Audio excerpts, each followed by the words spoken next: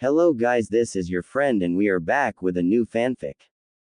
Which is what if Kurenai decides to adopt Naruto, after seeing how Naruto was treated by Konoha Part 1.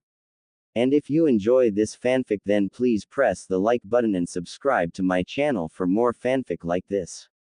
And now let's start the fanfic. It was a nice calm day in Konohagakure, capital of High no Kuni, also known as Fire Country. The sun was shining brightly as a sign of it being noon. There was a small breeze to keep the temperature at a comfortable degree. The trees was swinging in the wind. Kids was at the park playing under the watchful eyes of their parent or guardian. The ninjas was doing, well, they did what ninjas did on days like this, skip work and enjoy such a beautiful day. One such ninja was Kurenai Yuhi and her two friends Anko Mitarashi and Yugo Azuki. They was enjoying a nice day eating dango and drinking tea in one of the many outside lounge areas at the local restaurant.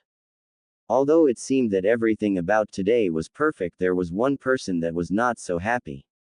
This person happened to be the owner of the Konoha's orphanage, and the reason she wasn't so happy was because of what she was about to do to Uzumaki Naruto. Though she had to admit she didn't hate him or blame him for all the shinobis that died fighting Kyuubi, but having him there kept the people who was willing to adopt others from coming in. She thought of ways to get him out without getting into much trouble, because if kids wasn't adopted soon then the orphanage would run out of money and all the kids would be out of a place to stay, so in her mind it was easy get him out and everyone else would be saved from living a life on the streets. So here she was sitting at her desk writing a quick note and walked over to Naruto. Inside she was debating if this was the right thing to do, but looking at the other kids she decided if losing one kid would help the others get adopted then it was for the best. Uzumaki Naruto, follow me, she said when she got to him. Yes Shiho, replied the 4-year-old. Shiho took a deep breath and prayed to Kami someone with a kind heart would get her note. You no longer are allowed to stay here, she said. What, why, where would I go? Cried Naruto. I don't know, but you have to leave, she said. I don't want to, he cried. Goodbye Naruto, she said, pushing the note in the back of his orange coat while shoving him out of the orphanage. I hope you find a good person to take care of you, she whispered when she shut the door. Naruto looked back at the door and blinked away his tears, trying not to cry. He couldn't understand why Shiho would put him out. She was always nice to him, so it didn't make any sense to him. He turned away and started to walk wherever his feet led him. He moved out of the way of anyone who was coming towards him, thankful that it was still noon and not many people was out. He walked and turned random corners, not knowing where to go or how to get to the Hokage's office. He stopped and looked across the street from him and saw 3 women eating something. One had black hair, and what looked to him like a dress made out of bandages. The second had purple hair that was sticking up and she had on a long brown coat that was all he could see of her. The last woman also had purple hair and was wearing an all-black outfit. As Naruto looked, he saw the lady with purple hair that stuck up drop a piece of dango by accident and his stomach growled as if telling him to go get it. He licked his lips and peeked from the building he was hiding behind. He looked left then right, making sure that no one was around. He then slowly creeped out and tried to reach the other side but was cut off by a group of people that came out of nowhere. Naruto looked up and saw they all was looking at him with weird looks in their eyes. He slowly backed up. Where do you think you're going? Asked one of the Chunins. Nowhere, he stuttered out. Got that right, said another. Naruto turned and ran around the building with the men close behind. He cried while they laughed at him. He went completely around the building and ran across the building. He saw the 3 ladies while crying as the men chased and threw stuff at him. The 3 ladies turned and saw Naruto being chased by the Chunins and blinked. The black-haired one then got up and walked after them. Her 2 companions just looked on. The Chunin then pulled out a kunai and threw it. The kunai pierced Naruto's left leg, making him fall. The shinobis laughed and another Chunin threw his kunai. It was stopped by a kunai, making a loud clank. The Chunins blinked and looked around and saw the woman approaching. What is the Genjutsu Ice Queen doing here? Asked one of the Chunins. What is a bunch of chunins doing picking on a defenseless child for, she replied. That thing is not a child, now get out of the way so we can kill it, said a chunin. And if I don't? She asked. Like you can take all of us on, Kurenai, said another chunin. Who said she was alone, said a voice from behind the chunins. Should have known Anko the snake mistress and Yugo the weapons mistress would be close by, said a chunin. As I was saying, if I don't move, what are you going to do? Asked Kurenai. The chunin huffed in annoyance. Let's go, guys, he said. Idiots, attacking a kid like that, said Kurenai, picking up Naruto, who passed out from running so much and blood lose. That's him, the one with, who, sealed in him, asked Anko. Yea, it is. It sickens me to know that the shinobi boast about how fair they are, but then they try and kill a 4-year-old when no one is looking, said Kurenai. I know, but what can you do? It's not like you can adopt him. Many shinobi, including Kakashi and Itachi, but the council blocked them all, said Yugo. And the Hokage acts like he don't even care, said Anko. I know, I'll think of something. I'm taking him home for now though, said Kurenai. Later, said Anko and Yugo. Kurenai took Naruto to her house and laid him on her bed. She took of his coat and found the note that was stuck in it. To whoever finds this. This is Uzumaki Naruto. He is an orphan and has no place to go. He used to live at the orphan, but due to him being there, the adults of Konoha have came to the orphan less and less, and without kids being adopted we don't have enough money to take care of everyone here. So although I don't want to do this and the Hokage not giving us any more money, I have to kick him out of the orphanage at least until we get enough money to bring him back. So please, whoever finds this note, please take care of Naruto. Shiho, owner of the orphanage. Kurenai looked at the letter again, then back at Naruto. She then made sure everything was locked and went to the Hokage's office. Hey Gigi, we have to talk, she said. The Hokage sighed. What is it, Kurenai? I already told you I have no missions for you, he said. Kurenai looked at him funny. Who said anything about a mission? No, I'm here about Naruto, she said. What about him? Asked the Hokage. I'm adopting him, she said. You already know that is not possible, said the Hokage. Just like it's not possible for you to give the orphanage more money, or it's not possible that everyone who wasn't old enough 4 years ago to know about Kyuubi. News flash, everyone from the age 5 and up treats him like shit, and the younger ones are starting to act just like their parents towards him, and I'm tired of it, so I'm taking care of him whether you and the council like it or not, and I'm going to tell him about Kyuubi when I think he is ready, hoping he won't find out as stupid, she said, then she left. That woman is a ticking time bomb waiting to explode, he said to himself. Kurenai arrived home and saw Naruto still sleeping. She smiled to herself and settled in for the rest of the day and started to read some of her old books. The next morning, Kurenai woke up and looked down at Naruto, who had snuggled closer to her, and smiled. She went to shower, then started to make breakfast for the two of them. Once she was finished, she went back to the room and was about to wake up Naruto when he started to toss and turn. She sat down and rubbed his cheek to get him to calm down, which had the effect of waking him. Morning, sleepy head, she said. Who are you? Where am I? He asked quietly, moving as far away from her as possible without leaving the comfort of the bed and blanket. You don't remember I'm the lady who saved you yesterday from that mob, she replied. Oh, thank you, he said. Let's get you cleaned up. She then picked him up and took him to the bathroom. She took off his shirt and saw all the scratches that he had on his body from the beatings he received and frowned, but soon her motherly instincts took over and she ran warm water to bath in. She poured water on his head, then proceeded to scrub him clean. She washed him a few times to get the grim off him, then picked him up in a towel and headed back to her room. Hey little guy, do you have anything besides that orange outfit? She asked. No, Shiho only bought me new clothes when the ones I had was too messed up to wear, he said. Okay, then let's get you into one of my t-shirts. Now it's going to be really big, but don't worry, she told him. After putting the shirt on him, she saw he still didn't quite seem comfortable in it, so she started to tickle him to get him to lighten up. Looks like someone is ticklish. Come on, let's eat breakfast, she said. You mean I get to eat also? He asked. They didn't feed you at the orphanage, Kurenai asked. No, only Shiho would give me food. The others would just hand me scraps when everyone else was done, said Naruto. He looked up into her intense red eyes and flinched as they wasn't as inviting as they was before. I see, well, here you can eat as much as you want, said Kurenai. After both had their fill on the food, Kurenai put the rest into the fridge for later.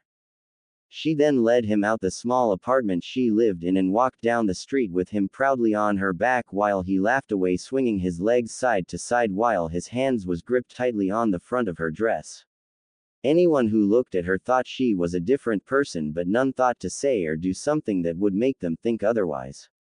Well, almost no one. What is this? Why are you carrying that demon brat? Yelled a Junin.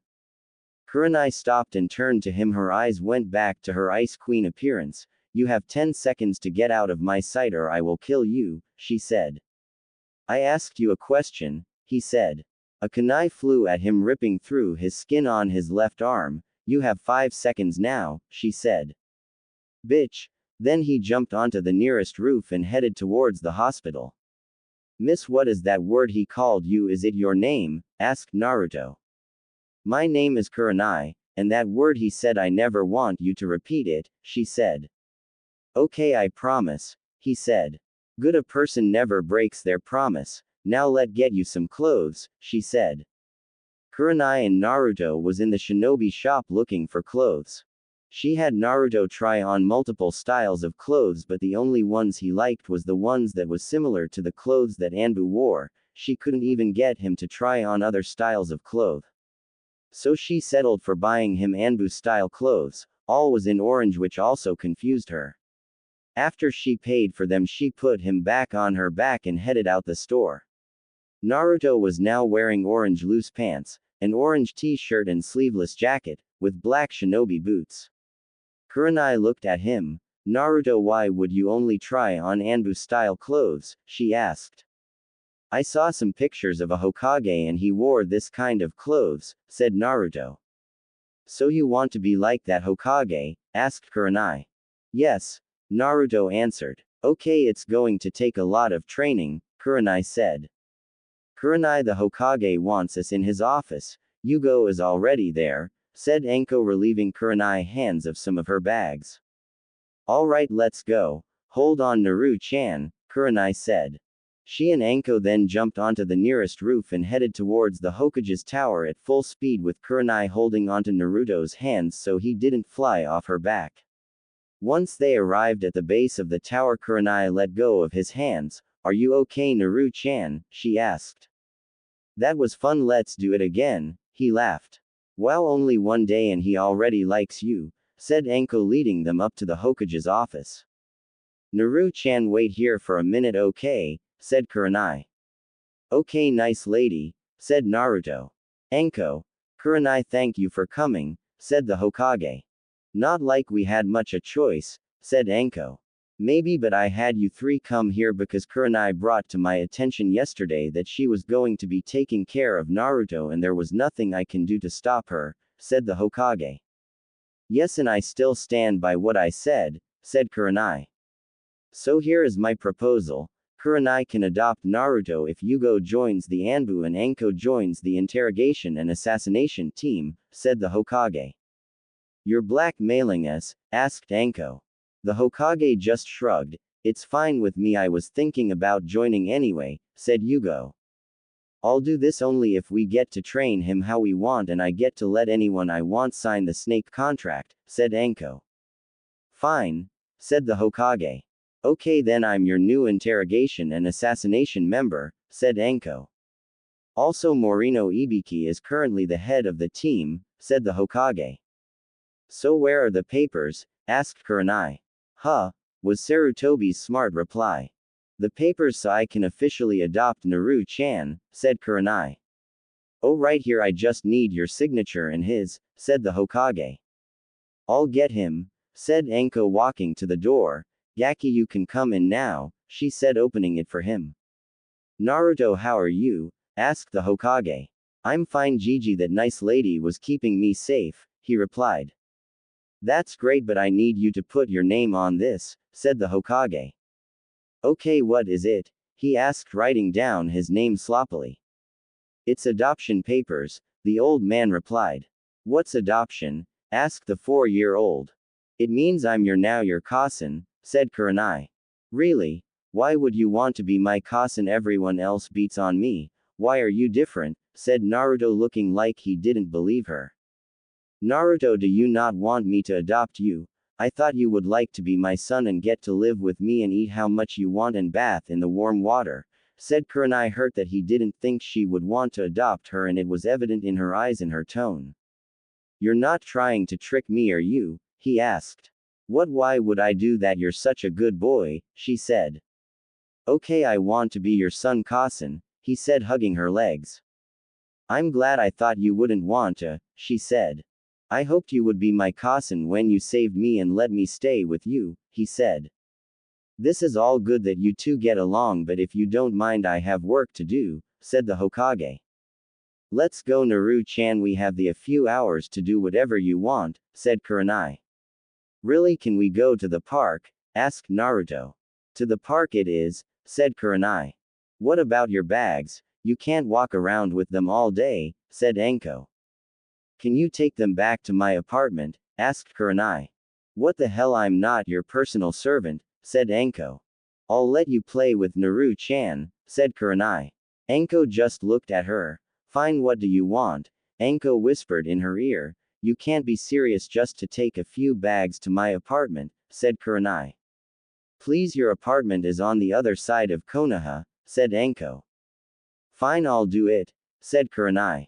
Okay, good, and this only stays between you and me, Anko said, walking away from Kurenai, Naruto, and Yugo with the bags of clothes Kurenai bought for Naruto. What was that about? Asked Yugo. It's what she asked me to do for her, taking Naru-chan's clothes to my apartment, said Kurenai. I know that. What did she ask you to do? Said Yugo. I can't tell you, she just said it stays between me and her, replied Kurenai. You two are impossible, said Yugo. Just ask Anko what she wants me to do, said Kurenai. Let's go, cousin, before the people get there, then I can't go to the park, said Naruto. Okay, Naru-chan, we are going and no one will tell you you're not allowed in the park, said Kurenai. As soon as they reached the park, Naruto let go of Kurenai's hand and ran towards the slide. He went down it a few times while Kurenai and Yugo talked. Anko joined them a few minutes later. After Naruto went down the slide 10 times, he ran to the swing set. He looked at it. Cousin, what's this? He yelled, pointing to it. It's a swing, you should try it, Kurenai told him. He climbed up on the seat and leaned back, then tried to go forward. Cousin, it won't go, he said. I'll push you. Kurenai then got up and started to push Naruto on the swing. He laughed while she pushed him. This is fun, he said through his laughter. An Anbu came up to Kurenai and whispered to her, Okay, Naru-chan, we have to go, cousin have to work, she told him, picking him up off the swing set. What? No, cousin, don't go, he said, wrapping his arms around her neck. I have to so I can make money for us to eat and sleep, she said. Okay, cousin, he replied. I'll be back later today. You're going to stay with Anko Nichan until I come pick you up, Kurenai said. Naruto ran across the park and jumped on Anko. Nichan, what are we going to do while cousin is at work? He said. How about I teach you to read and write, said Anko. Really? Said Naruto. Of course, let's go to my house so we can get started, Anko said. I'll be back to get him after my mission, Anko, said Kurenai. Anko led Naruto towards her apartment. While they walked, Naruto danced around her in circles. Nichan, don't you have to work like cousin? Asked Naruto. No, Naru-chan, I don't have to work today, Anko replied. Naruto continued to run up ahead of Anko while playing in the streets of Konoha. He turned a corner and was hit in the head by something. Ouch, he said, rubbing his head. He looked around and saw 2 scrolls.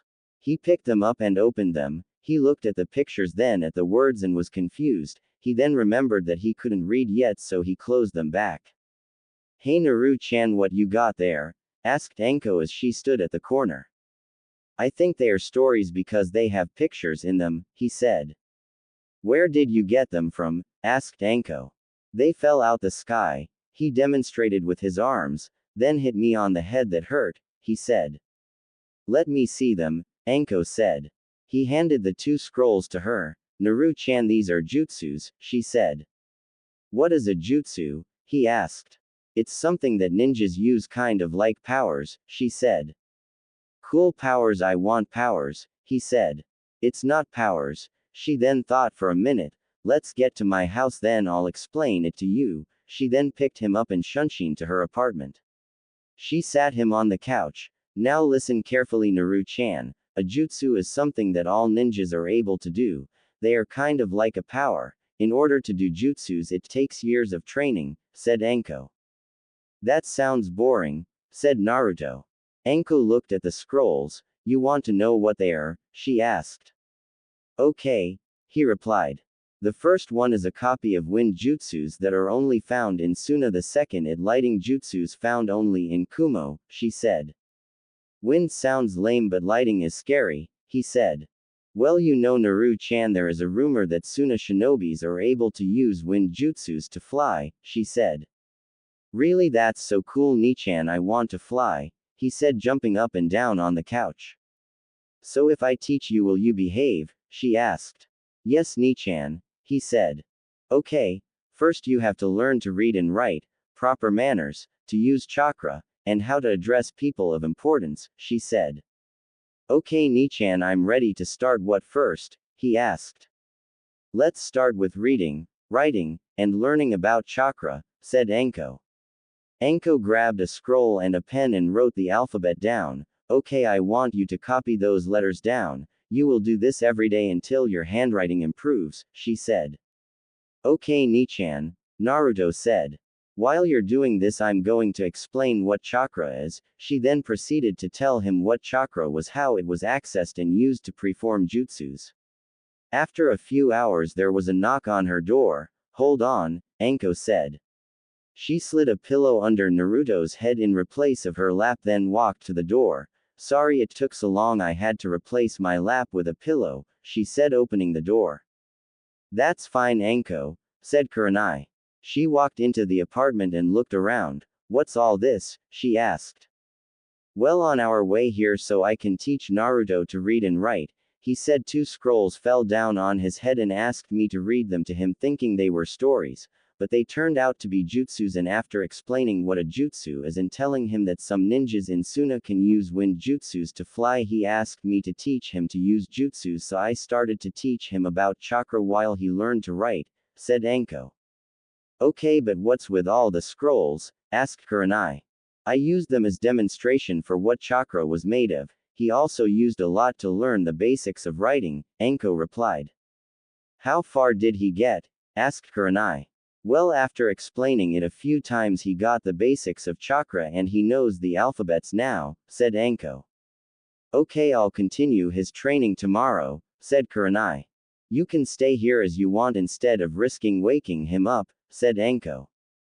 "Thanks," said Kurenai. She then sat on the couch Naruto was on and put his head on her lap in replace of the pillow. She then leaned back and closed her eyes.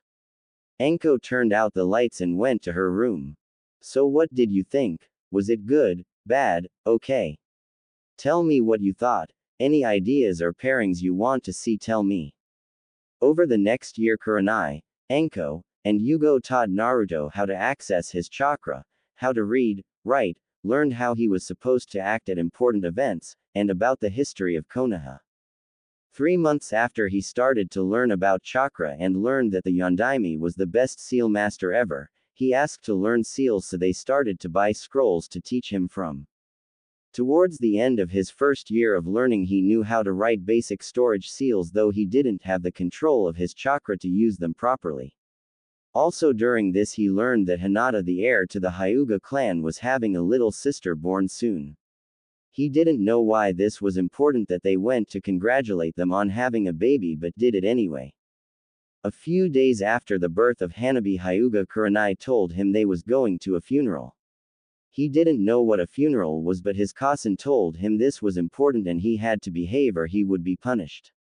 They arrived at the funeral. He was dressed in all black like everyone else. He looked around and saw a girl sitting by herself in the back. He walked to join her. "Hello, my name is Naruto Yuhi," he said. She looked at him. "I'm Hi Hinata Hi Hyuga," she said while crying. "I don't know who died, do you?" he asked. "My cousin," she cried out.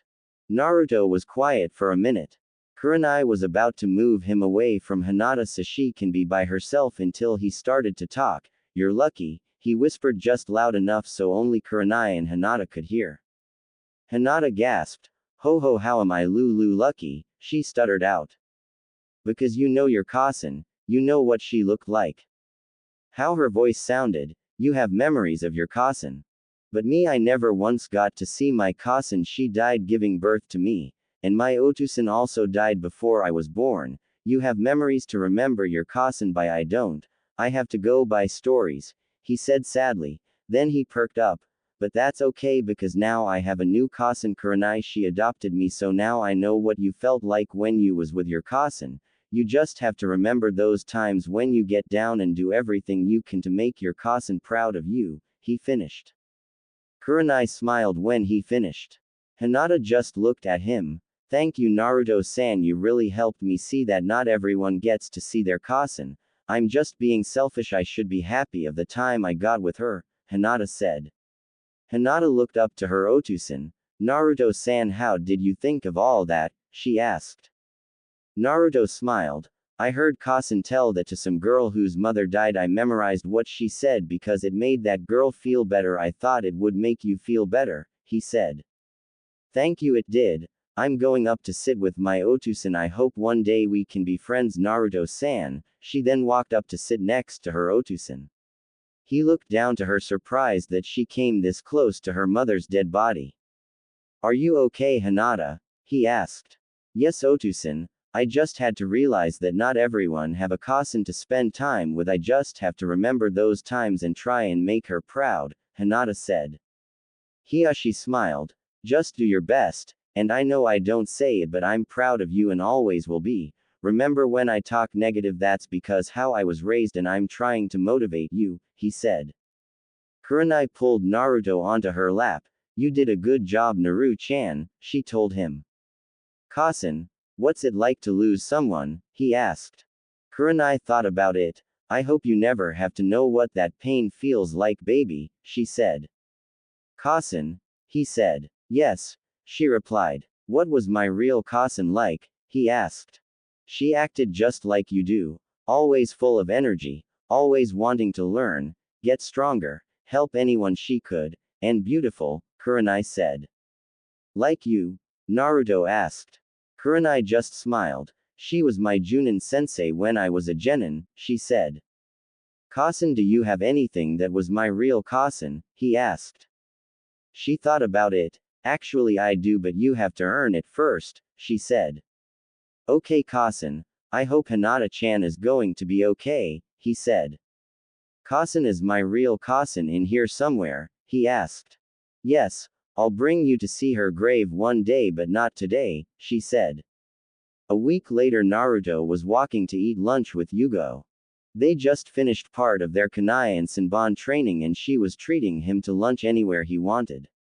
The 5-year-old boy ran happily as he led Yugo to the ramen stand. He was a few steps in front of Yugo when a scroll fell and hit Naruto in the head, again.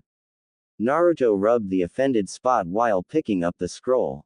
Yugo jumped on the roof of the building the scroll fell from and didn't see anyone, so she dropped down and walked to Naruto. "You okay, Naru-chan?" she asked. "Yes." He held the scroll so she can read them. Yugo took the scrolls and opened them. After reading them, she looked at Naruto. "Well, someone gave you sealing scrolls, we will work on them later," she told him. "Okay. Do you know who?" he asked. "No, they was gone before I saw who did it," she replied.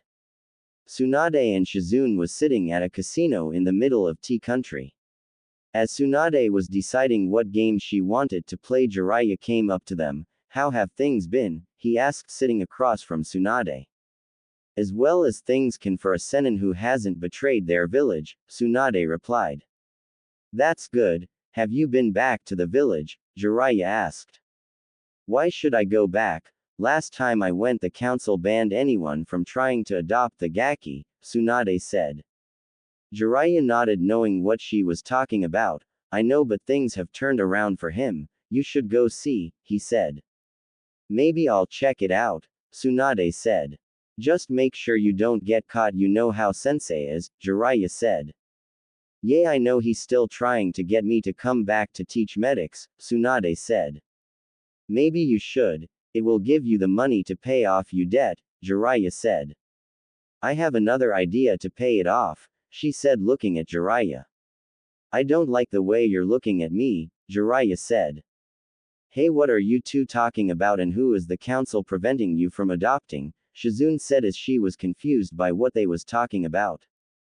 Tsunade looked at her.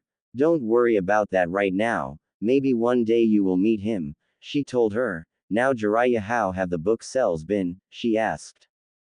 Great, my last book sold 1 million copies in 2 months, he said. Good. Let's make a deal, she said. What type of deal? He asked. Tsunade looked at Shizune. Can you leave us for a minute? She asked. Sure. Shizune walked away. Kurenai was standing in the forest of death with Naruto. Now I know usually we train at home or at Yugo's house, but now we need more space, and this is technically owned by Anko and she let us use it, so for now on all your training will be held here, Kurenai said. Okay Kasen, what are we going to do first? Naruto asked. Kurenai went into her pocket. I know you're learning snake style from Anko, but Yugo found a taijutsu scroll in the Anbu archive. It was developed by the Yondaime. The style is called Wing Tsun, and it basically uses your opponent's force against them, she told him. So with this style I will let my opponent attack first and use that momentum to get the advantage, Naruto asked. Exactly, and when you combine this with snake style you will be hard to figure out. Now get ready, we are going to go over the first steps of the style, Kurenai said. A month later Naruto was started to get the hang of the first stage of learning Wing Tsun. Kurenai, Anko, or Yugo still haven't found out who drops those scrolls on Naruto's head, but they wasn't complaining since they all had something in them to help with his training, but still they at least wanted to know who was doing it. As they was walking looking for something to do, another scroll fell down directly in front of Naruto. Kurenai looked up and saw a green flash of cloth and jumped up onto the roof. As soon as she got there the person vanished without a trace. Damn it, she yelled. What's wrong? Anko asked, jumping next to her. I almost caught the person who keeps dropping those scrolls. I saw a green shirt or jacket when I got up here, they had just vanished, Kurenai said. Don't worry, we will catch them soon, Anko said. Kasen, what's this? Naruto yelled. Anko and Kurenai dropped down from the roof and looked at what was sealed in the scroll. Naru-chan, this is a rod. They are extremely hard to use and only a few have ever completely mastered using one. The last was your Kasen Kushina, Kurenai said. So I'm going to learn to use it? Naruto asked. Yup, Kurenai said. Tsunade met Jiraiya at a bar in Wave Country. Why are we meeting in a bar, pervert? She asked. Hey, I paid off your debt, the least you could do was meet me here, Jiraiya responded. Tsunade looked around and made sure no one was listening, and I let you model one of your characters off me, so we are even, she said. Yes we are, and I must say I think this next book will be my bestseller, he responded. I just want my cut for letting you use me as a main character, and nothing about me better not be in that book, she said. Don't worry, I have more respect to put actual things about friends in my books, and you will get your cut. I'll deposit it into your bank account, he said. Good. Did you go back to the village? Tsunade asked. Yes, I went back. He asked. I had to sneak away from Shizune while she was sleeping, but I was able to get there, Tsunade said. What do you think? He asked. Naruto had just finished learning another stance in the snake style and was sitting in the forest of death studying scrolls on sealing. He had spent as much time as possible to learn sealing since Kurenai, Anko, and Yugo worried about teaching him everything else he needed to know. He pulled out his ink and practice scrolls and started to write seals on them. Over the fence flew a scroll landing right in front of him. Naruto looked up and only saw a puff of smoke and shrugged. He opened the scroll, Becoming a Seal Master by Minato Namikaze, he read. Pulling the book out the scroll, he opened the first page and started to read. Anko walked up. Hey Naru-chan, where did you get the book? She asked, kneeling down to read the name of it. It flew over the gate and landed in front of me. I looked up and only saw smoke, he told her, then went back to reading. I see, she said, getting up and walking out the gate. She looked around and but saw nothing that could give her a clue about who threw it. A week later, all three kunoichis and Naruto was in the Hokage's office. What do you want, Gigi? We got training to do, Kurenai said. I realize that, but I have been getting complaints that scrolls have been coming up missing, the Hokage said. And this has what to do with us? Anko asked. Well, I was wondering if you knew anything about it. There was a report that Naruto has been getting scrolls from an unknown source, he said. Oh, and who filled this report, and how would they know where he got scrolls from? If you forgot, he is not allowed in any shinobi stores, Kurenai said. I know, but I have to ask so we can prove his innocence, the Hokage said. Well, he is innocent, he never is out in the village without one of us, Yugo said. Okay, well, I'll let you get on with your training, but if you see anything that will help us solve this, let me know. So far the only scrolls that have been taken are E-rank, but we don't want anyone thinking they might have the chance for something bigger, the Hokage said. We will keep an eye out, Kurenai said, walking out the door. Naruto was getting ready for his second birthday with his three guardians. Although Kurenai was his official cousin, he felt like Anko and Yugo was also his cousins. They all even moved into a house that they had built outside the Forest of Death. A lot of council members complained, but they was quieted down by the clan heads of Hiashi, Sum, Shibi, Shikaku, Inoichi, and Chuza. Even with the Uchiha backing, having Naruto removed from the three kunoichis' protection, the elders wasn't able to get enough backing to force the removal, mainly because most the shinobi force thought it was a good idea for him to have parents, and the Anbu more specifically prevented the council from doing anything by backed him being raised by the three 100%. Naruto walked down the steps in his normal attire of all orange clothes and went to eat breakfast like normal. As he sat down, Kurenai looked at him. So Naru-chan, what do you want to do for your birthday? She asked. Naruto thought, well, it would be nice if I had some friends, he said.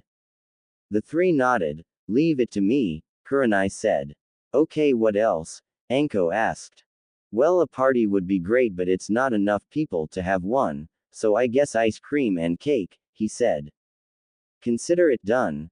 Now let's go, Naru-chan, it's a great day and you should have some fun before that festival start, Yugo said, leading outside once he was finished eating. Yugo-kasan, what's that festival for and why don't I ever get to go? He asked. Well, I don't know how to explain it right now, just wait till you get older and able to protect yourself better and I'll take you, Yugo responded. Okay, he said. A few hours later, Yugo brought Naruto back to the house and immediately took him up to his room. Now Naru-chan, don't come out your room until I come get you. She then gave him a new book on scrolls to learn from. Here, look through this until I come back, she told him. Yugo went downstairs. How is everything coming along? She asked. Good so far. Kurenai went to invite some people and their kids, Anko said. Great. Need any help? Yugo asked. Yay, can you start the cake? Anko said. Kurenai arrived at her first house, the Naras, and knocked. Shikaku opened the door. How can I help you, Kurenai? He asked. Well, today is Naruto's birthday and I came to invite you to the house, she said. Sure, we will be over. Yoshino doesn't like that festival, knowing what the meaning behind it is, Shikaku said. Okay, thank you. Anyone you know who might want to come? Kurenai asked. Yes, Inoichi has a daughter Naruto's age and Chusa has a son. They both come over a lot. They might want to come, he told her. Okay, thanks, I'll invite them, Kurenai said, walking away. She then walked to the Akamichi compound and knocked. Hello, Chusa. Shikaku said that you had a son Naruto's age and I came to invite you to his birthday party, she said. Chusa thought. We will come, he said. Okay, bye. She then walked away. She walked to the Yamanaka flower store and saw Ino. Hey Ino, where is your Otusan? She asked. Ino turned. He is in the back of the shop. Why do you need anything? Ino asked. No, I just came to invite you to Naruto's birthday party, Kurenai said. But ain't the festival today? Ino asked. Yes, it also is his birthday today. He never had a party, so I decided to give him one, Kurenai said. What, how can he never have had a party before? Ino asked, astonished as she remembered the many birthday parties she had. Well, I adopted him 2 years ago, Kurenai said. Oh, Ino thought. Hold on, I'll ask Otusan, she said. She ran into the back, then came back a few minutes later. He said he will bring me, Ino said. Great, he knows where my house is. Kurenai then walked out of the shop. She arrived at the Inuzuka compound 10 minutes later. Hey Sum, I came to invite you and your 2 kids to Naruto's birthday party, she said. Sum thought, I'll try and get there, but Kiba really likes that festival for some reason. Hana hates it, says it's pointless and something about seeing a kid beat at it, Sum said. I see. Well, if you want you can drop Hana off then take Kiba to the festival then come by later with him, Kurenai suggested. I will do that, Sum said. Great. Now I have to go to the Hyugas, Kurenai said and left. She arrived at the Hyuga compound and was surprised to see Hiyashi standing there as if he was waiting for her. You finally came, he said. You was waiting for me? She asked. Yes, I've been waiting for you to come by ever since Naruto and Hinata met at the funeral. She has been wanting to play with him for some time, but with Hanabi I don't have the time to take her to your house, he said. I see. Well, I apologize for that, but I came to invite you and your kids to his party, she said. I figured as much, but I must decline as I have a lot of work, but if you want you can take Hinata and Hanabi with you and I'll send a Hyuga guard to pick them up at 9 inches, he said. Kurenai looked at her watch. That gives them 3.5 hours to play. I'll take them with me, she said. Great, I'll go get them, he said, walking into the compound. Soon Kurenai had both Hinata and Hanabi.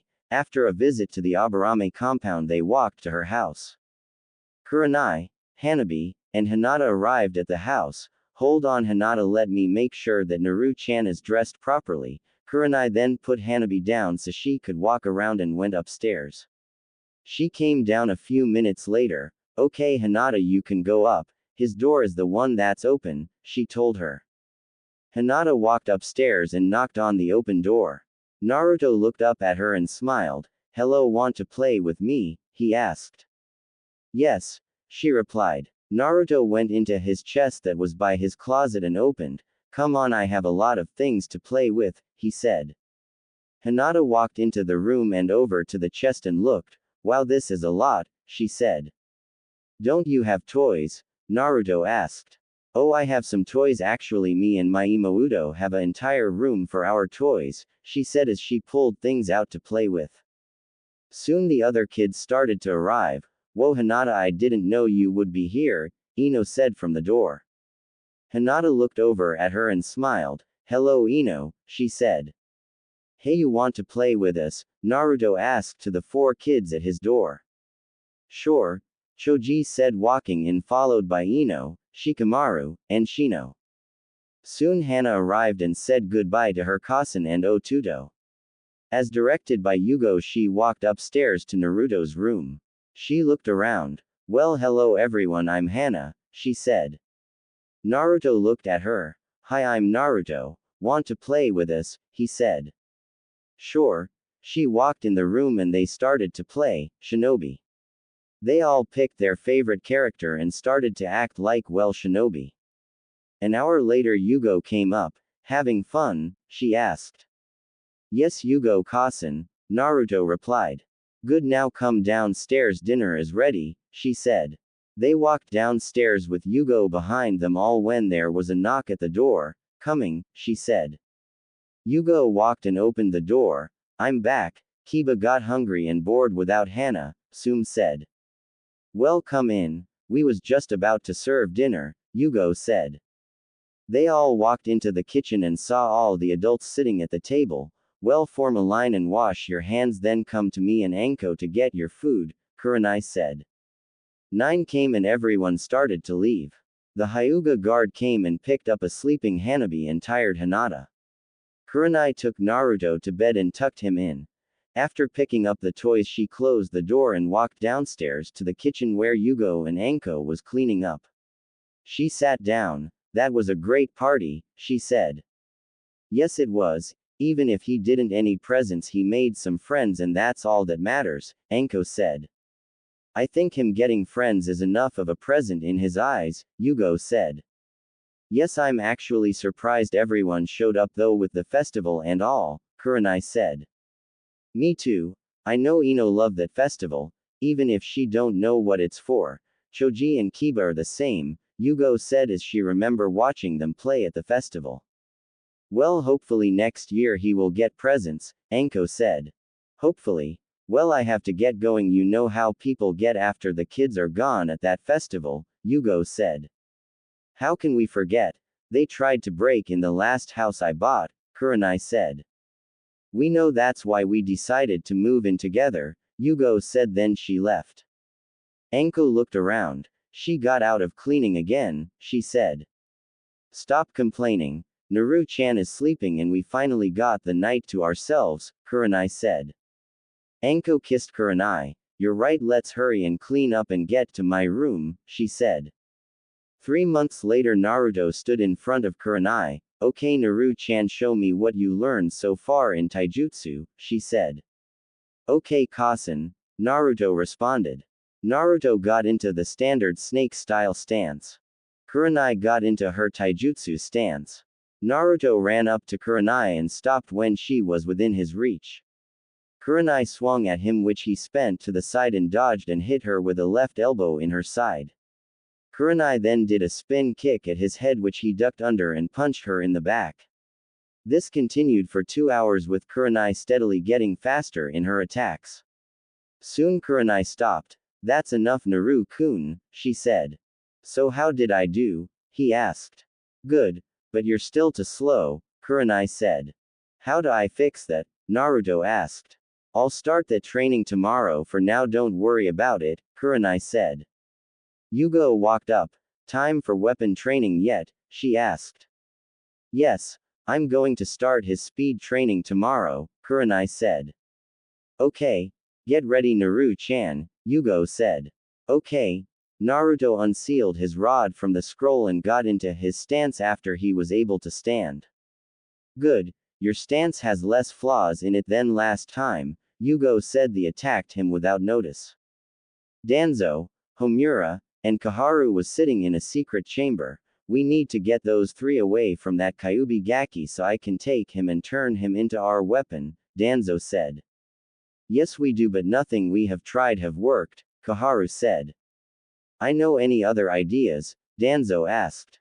How about sending them each on missions? Homura asked. Why didn't we think about this earlier? Danzo said. They walked out chamber. Kurenai was in the Hokage's office. I have an A-ranked mission for you, he said. What kind? She asked. Infiltrate, seduce, and eliminate, he said. Would I have any experience in these types of missions? Kurenai said. I know, but most of our Junins are out on missions, and you're the only one left. You will be able to get into Kiri unnoticed, he told her. Fine, when do I leave? Kurenai asked. Immediately, the third responded. Kurenai nodded and walked out. 2 days later, Anko was in the Hokage's office. Anko, I have a infiltrate and assassinate for you, he said. Rank? She asked. S. He told her. Great, the target, and when do I start? She asked. The target is Gato. His corporation is becoming too large and he is starting to hire missing nins and using them to do his bidding. you will have a team of 2 ANBUs with you and you leave immediately, he said. Right. Anko then walked out. 3 days later, Yugo was in the Hokage's office with Naruto. Sorry Yugo, but I need you for a mission, he said. I am going to have to deny this mission until Kurenai or Anko returns, she said. I'm sorry, but this mission needs your weapons expertise, he said. And what the hell do you expect me to do with Naru-chan until one of us returns? Yugo yelled. I'm sure he will be safe until one of you return. I'll have Anbu watch over him until one of you return, he said. Kakashi walked into the office. Am I interrupting? He asked. No Kakashi, you actually came at a perfect time, Yugo said. I did? He asked confused.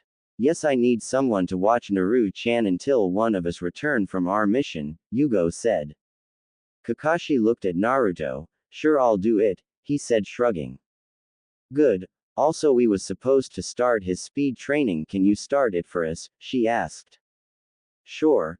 Kakashi said. Good, now that we have taken care of that, you leave immediately, Yugo. The three then left the office. Kakashi was sitting in the living room looking at Naruto. So Naruto, what do you normally do before you start training? He asked.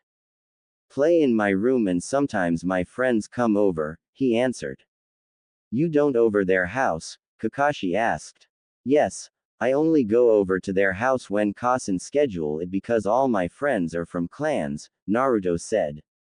I see, want to walk around the village before we start training, you might meet someone new, Kakashi said.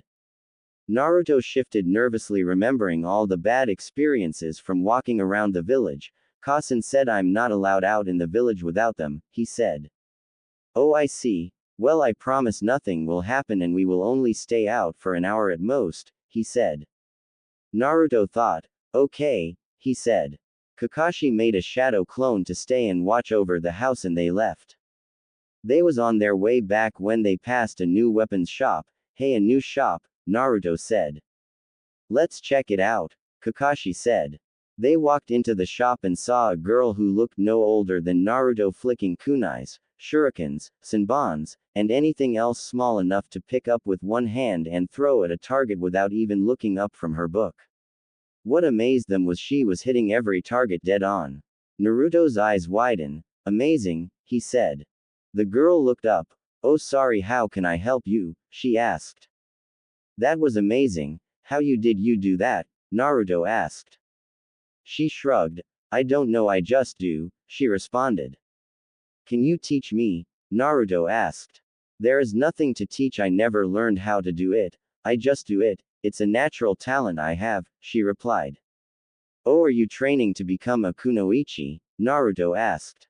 She looked at him. No, why? She asked. With an ability like that and the right training, you can be a great kunoichi, Kakashi said. Well, I have anyone to teach me and I have to help my dad around the shop, she said. Have you ever wanted to be a kunoichi? Kakashi asked. Yes, I always wanted to be one ever since I heard of the Sennin Tsunade. She is my idol, Tenten said. If I promise to let you meet Tsunade, will you become a kunoichi? Kakashi asked. Yes, yes, oh yes, I will, Tenten said. Okay then, if you become a kunoichi and I will get Tsunade to come meet you, maybe even teach you a few things, Kakashi said. Deal, Tenten said. Well, I'm going to be a ninja. My name is Naruto, he said, holding his hand out to her. Tenten looked at him. I heard about you. Some people came in here and told us not to let you in, saying how dangerous you are, but you look harmless to me, Tenten said. He looks harmless to me also, Tenten's father said. Well, my name is Tenten, she said, shaking his hand. Well, it's good to meet you both, but we have to be going, Kakashi. Yes, well, come back soon, he said, letting them out. 2 weeks later, Anko came back from her mission. She just left the Hokage's office and hurried to the house to make sure Naruto was okay. Naru-chan, you okay? She asked, jumping down from the trees. Yes, Anko-kasen, he said. Okay. Go inside for a minute, I have to talk to Kakashi, Anko said. Naruto ran into the house. So what happened? She asked.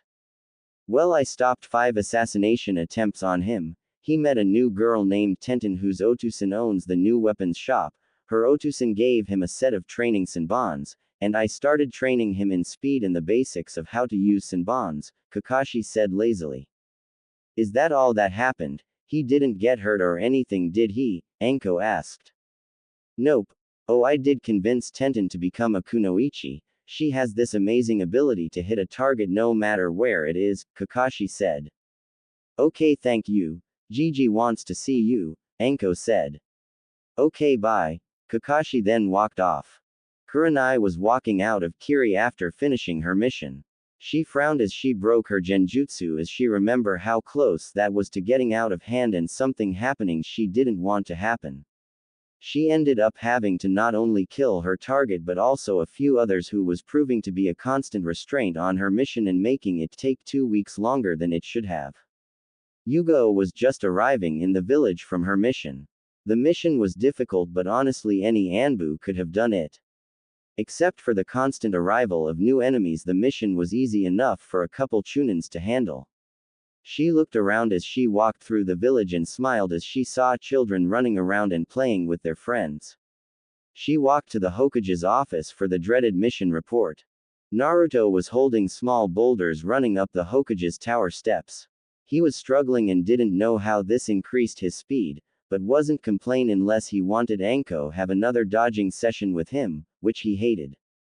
Naruto had finally reached the top.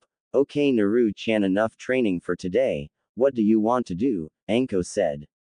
Naruto dropped the boulder and almost fell over. Can we see if any of my friends can play? He said. Sure. Anko said. Man, I can't believe they all are training now, Naruto said. Don't start that, Naru-chan, we can do something else, Anko said. They walked in the house and saw Yugo sleeping on the couch. Oh, I know there is a new shop, the guy who owns it has a daughter my age, can we go there? Naruto said. Anko looked at Yugo and shook her head. Sure, come on. They then walked the house. Arriving at the shop, Naruto ran in. Anko followed behind at a calm walk. Naruto ran up to the counter. Hello, Tenten, he said. Tenten looked up from her book. Hi, she said. You remember me, right? Naruto asked. She looked at him. You're that Naruto kid, right? She asked. Yup, this is my cousin Anko, he responded. Hey, what all do you sell? Anko said. Weapons. Any type of weapon you want, my Otusan can make it. Scrolls mostly blank, but we sometimes get useful ones, and we sometimes get rare weapons also, Tenten said. Nice. Do you sell any jutsu books or scrolls? Anko asked. I think we have a few. We don't usually get them, so when we do they sell pretty high, Tenten said, walking to the back. She came back with her Otusan. So you're looking for a jutsu book or scrolls? He asked. Yes, I need more jutsus to train him with, she said, pointing to Naruto. Okay, I'll see what we have. Tenten, why don't you go play? He said. Okay, Otusan. Tenten led Naruto through the shop to the back and out to their private yard. It's not big, but it works for me, she said. Naruto looked around. This is great. What do you want to play? Naruto asked. Usually I'm by myself, so I just practice so I can meet Tsunade like that one-eyed guy said, Tenten said. Oh well, we can train a little or play a game, Naruto said. Tenten thought. I know, let's see who can hit the most targets, she said. Naruto and Tenten started to run around the yard throwing Tenten's practice kunais that her Otusan gave her. An hour later, Anko and Tenten's Otusan came back there. Wow, she is good, Anko said. I know, I don't know how she does it. She can hit any target she wants, he said. Has she had any training? Anko asked. Nope. Her cousin was a kunoichi, but she died on a mission, he replied. Oh well, she should think about getting proper training, because although she is good at throwing weapons, the way she throws them she should hit only half at most, Anko said. Oh, so why does she hit them all? He asked. I have no clue, but I know someone who might. I'll send her over, Genki, Anko said. Okay, well, send them by, Genki said. I will. Naru-chan, time to go, Anko said. 2 months later, Yugo finally made her way to Tenten's shop. Hello, I'm looking for Tenten, she said. Genki looked up. And who might you be and what business do you have with my daughter? He asked. Oh well, I'm Yugo, weapons expert of the Anbu, and I was told by Anko that I should come over here and check out her when I get time. From what Anko told me, I think I might be able to help her, Yugo said. Genki looked at her. Hold on a minute. He went down to the boiler room. He looked around and saw it was clean and that Tenten was using the room as her personal training area again. Tenten, what have I told you about using the boiler room as a training area? He said. She stopped her training. I know Otusan, I could get hurt. The boiler room is not for my personal use but for weapon making. But I know everything in this room like the back of my hand, and I already finished my work and cleaned it, so what's so bad about me using it for training? Besides, I'm already getting stronger by working down here, at least I should be able to get faster also, she said. He looked at her. Fine, I can already see you're going to use it anyway, no use in stopping you, just be careful. Now someone is here to see you, he said. The two walked back up to the shop and saw Yugo. Yes, you wanted to see me? She asked. Yugo looked at her. Yes, I hear you have an incredible ability, can you show me? She asked. Sure, follow me. Tenten led her out to her personal training area in the back. Well, you ready? Tenten asked. Yes, Yugo said. Tenten picked up a kunai, senbon, and shuriken and closed her eyes and jumped and threw them. Each one landed dead on target. See, I always hit my target, Tenten said. Yugo nodded. What about a moving target? She said. Huh? Tenten asked. I want you to try to hit me while I'm moving, Yugo said. Are you sure you could get hurt? Tenten asked. Yes, trust me, I think I know why you can't miss, Yugo said. If you say so. Tenten then picked up some more weapons and waited until Yugo said go. Okay, you can start when you're ready, Yugo said. Tenten closed her eyes and mentally focused on where Yugo was. When she opened her eyes, Yugo was running around the yard. Tenten jumped and spent upside down and threw the 3 weapons. All 3 was blocked by Yugo. How was that? Tenten asked. I'm curious, did the weapons go where you threw then or where you wanted them to go? Yugo asked. Huh, if I throw them, won't they go where I want them to go? Tenten asked, confused. Not all the time. When you threw the weapons, did you throw them at where I was when you saw me? Tenten nodded. But you wanted them to go where I was going. Tenten nodded again. If I'm correct, your cousin is Aoi, Yugo said. Yes, how did you know? Tenten asked. She was on my genin team. We also became Anbu together. And she also had a Kekkei Genkei that allowed her to hit any target she wanted. You have it, and at an unusual age. Usually one doesn't develop it until you are in danger, Yugo said. So I have a Kekkei Genkei, how do I train it? Tenten asked. Well, I don't know how I don't have a Kekkei Genkei, but I know that you still have it activated, Yugo said. What, how, and how do I deactivate it? Tenten asked. Pull the chakra from your eyes to deactivate it, Yugo said. Tenten did as told and her eyes went from a sandy color to chocolate brown. Okay, do you know where I can train it and what's it called? Tenten asked. Well, I can ask a few favors to get you trained properly, and it's called throwing eye, Yugo said. Okay, thank you, Tenten said. Don't bother now, I have to go. Also, you should train on throwing without it active. Here is a scroll on the proper way to throw objects, Yugo said, tossing her a scroll, then leaving. Yugo arrived at the Hyuga compound a few hours later. I need to speak to Hiyashi, she told the guard. Do you have an appointment? The guard asked. No, she replied. Well, you will have to schedule one, the guard said. Look, unless you want to end up in the hospital, go get Hiyashi, she told him. What's going on? It's late and my daughters are sleeping, Hiyashi said. Hiyashi, I need to talk to you, she said. About what? I'm busy at the moment, Hiyashi said. Yugo looked around. I can't say here, anyone could be listening, she said. Hiyashi nodded. I'll give you 5 minutes, then you will have to leave so I can get back to my work, he said. That's long enough, she told him. They arrived in his office. I need a favor, she said immediately. What kind? He asked. Special training, Yugo said. Hiyashi raised an eyebrow. You know I can't train Naruto even if I wanted to, he said. No, not for Naruto. You know that new weapons shop that opened last month, she asked. Yay, what about it? Hiyashi asked. Well, the owner has a daughter, she was cut off. I know all that, get to the point, he said. Right. Her mother was Aoi and she has her dujutsu and doesn't know how to control it. She didn't even know she had it activated until I told her. And as you know, the throwing eye is similar to the Byakugan where they can see all around themselves but they can't see chakra points, instead they see targets, which gives the user unbelievable aim, Yugo said.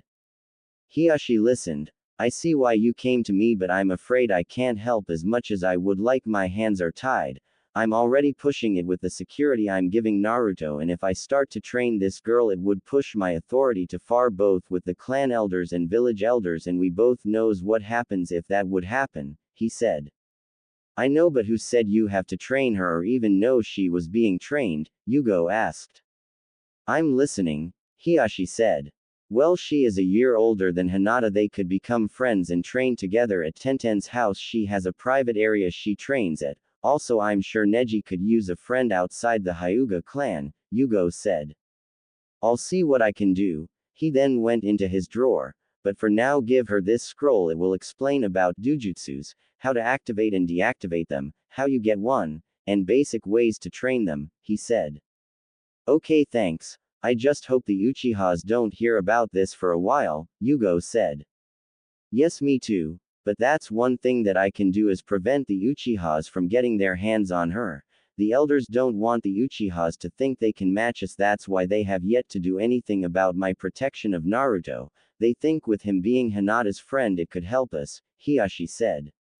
I figured that much when your elders allowed them to be friends without saying anything, but I won't allow him to be used by anyone, even his friends, Yugo said. I know I am keeping them away from Hinata as much as possible, he said. Good. Yugo then left. A week later, Hiyashi, Hinata, and Neji walked into the weapon shop. Go look around for anything you might like to try out, Hiyashi told Hinata and Neji. The two walked off and started to look around. Neji didn't like the main family as much as he did when he was a kid because of what happened to his Otusan, but after being explained and seeing the letter his Otusan wrote, he tried to forgive them. His mainly only talked with Hinata and hated the elders with everything he was worth, and the two had vowed to remove that seal anyway they can. To Hinata, Neji was like an older brother. He helped her when she needed it, trained with her when he was available, and even went with her on those boring gatherings every heir had to attend. As the two walked down the rows of weapons, Tenten came up to them. Can I help you find anything? She asked. We are just looking right now, Neji said. We are trying to find weapons we like, Hinata said. Maybe I can help, Tenten said. You know your chakra is going to your eyes, Neji said. Neji, be nice, Hinata said. What, I'm just letting her know, Neji said. I'm trying to learn how to control it, but the scroll I have is hard to understand, Tenten said. Maybe we can help, Hinata said. A year and 6 months have went by and Naruto was trained hard like always. Tenten also trained hard with Neji and Hinata to learn how to control her Kekkei Genkai. She had to start from the basics of chakra control, but owning a weapons shop meant that sometimes they got advanced chakra control scrolls, so within a year she was able to increase her control on her chakra to the point where she could walk up walls and on water thanks to a scroll left behind Aa Junin, who came back a few hours later to get it, leaving Tenten with plenty of time to copy it like she did every scroll for her own personal use. Tenten, Hinata, Neji, Kiba, Shikamaru, Ino, Choji, Hana, Naruto, and Shino all became good friends during that time also. The most shocking thing to Kurenai was that during that entire time Naruto didn't get any extra scrolls and he had learned everything they had to teach him, so they just worked on speed and chakra control. Tenten and Neji had started the academy and the rest was starting in a few months. Naruto was walking around with Kurenai, Anko, and Yugo as they was having family time, since lately at least 2 of them was always away on a mission. During those missions, the assassinations on Naruto doubled but was always stopped. This infuriated Danzo to no end. As they walked away from the weekly ramen lunch, a scroll dropped and hit Naruto on the head. Naruto picked it up, rubbing his head, and opened it. Inside the scroll was, to their surprise, two scrolls. One was for Rasengan and the second was chakra paper and instructions on how to start elemental training. The confusing thing about the second gift, as they started to call them, was that there was a total of 9 chakra papers and starting instructions, and each had a name on them. After checking around to make sure no one saw the scroll being dropped, they decided to give the chakra paper and instructions to whose name was on each scroll. After locating everyone and delivering the gifts, they continued on their family afternoon. They decided to go to the park. Just as they was passing the last building, 3 more scrolls fell down, each with the name Hinata, Tenten, and Ino on them. Kurenai picked them up and decided to deliver them and catch up later. Kurenai arrived back at the park 10 minutes later. So what was in the scrolls? Anko asked while watching Naruto play around. They was beginner medic scrolls, Kurenai said. Who would give them medic scrolls? Yugo asked. I'm guessing the same person who gave Naru-chan the Rasengan and them those elemental papers and training instructions, Kurenai said. Which would also be the same person who gave Naru-chan all those scrolls in the past, Anko said. I don't think they are connected. Well, at least not in the way we think, Yugo said. What do you mean? Kurenai asked. Well, I'm thankful just like you are to whoever has been giving us those scrolls, but who would know Naru-chan that also knows medics, all his friends' names, the exact level that he is while we are training him, what size clothes he wears for those outfits he got on his birthday, and the Rasengan, which is, as far as I know, is only known by the Yondaime and he is long dead, Yugo said. You're right, it might be more than we can figure out, or might not, Anko said. You're right. I mean, if I remember correct, the Yondaime showed all his jutsus to his sensei and his students, so that would leave Kakashi and Jiraiya. As for medics, the medical field has been trying to get a Hyuga and Yamanaka for as long as we've been alive, and bringing in Tenten might have been a way to get Hinata and Ino. The clothes could have been a lucky guess. The only thing we need to do is find out who would want to help Naru-chan without being caught, Kurenai said. Which leads us to the same spot we are in now. The council has literally forbade anyone from helping Naru-chan without being punished, so it could be anyone in this village, not to mention both senins tried to adopt him, at least 5 within the first 2 years of his life, Yugo said. I just say forget about it, eventually the person will have to come out in the open, we just have to be patient and silently thank them, Anko said. I guess, at least with their help Naru-chan is easily the genin level right now, Kurenai said. And that's all that matters, Anko said.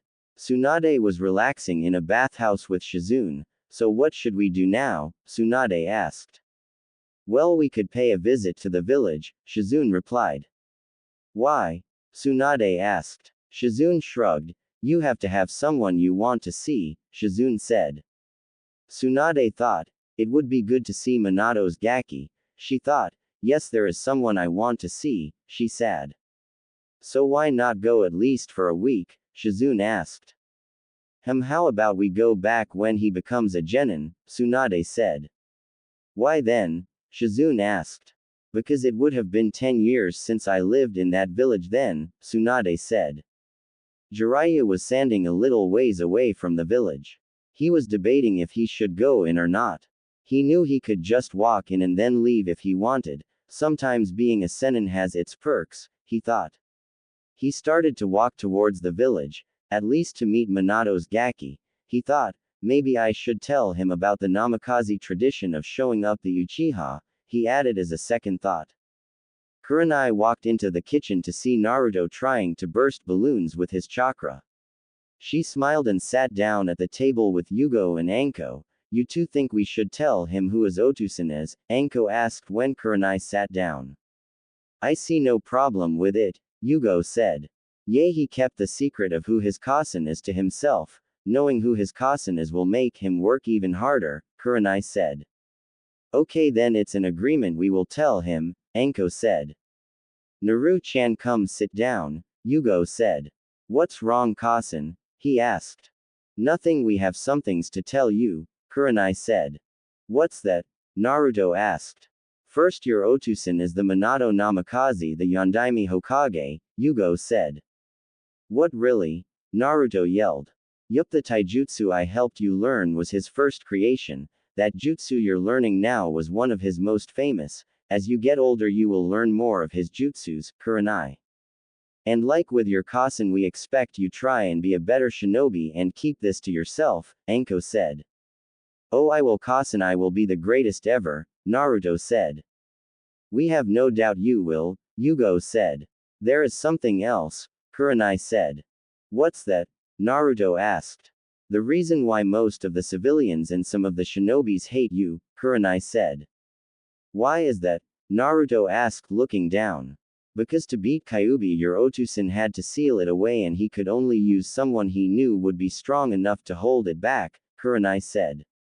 So that's why everyone hates me, Naruto asked. Well, not everyone, but yes, Yugo said. Thanks for telling me, Naruto said. Naru-chan, how do you feel knowing this? Anko asked. Naruto looked down for a minute, then looked up. I don't care what everyone else says, I have my Kasens and friends and that's all I need. If anyone else has a problem with me, then screw them, he said. The three smiled. That's our Naru-chan, Kurenai said. Now I have even more to work for. I have my Otusan and Kasen's legacy to protect and to show everyone I'm me and not the nine-tailed kitsune, he said. We expect you to work hard, Kurenai said. I will, Naruto said. Good. Now I think it's time for you to take your first steps out into the village without our protection, Yugo said. Really? Naruto asked. Yup, you have earned it, Anko said.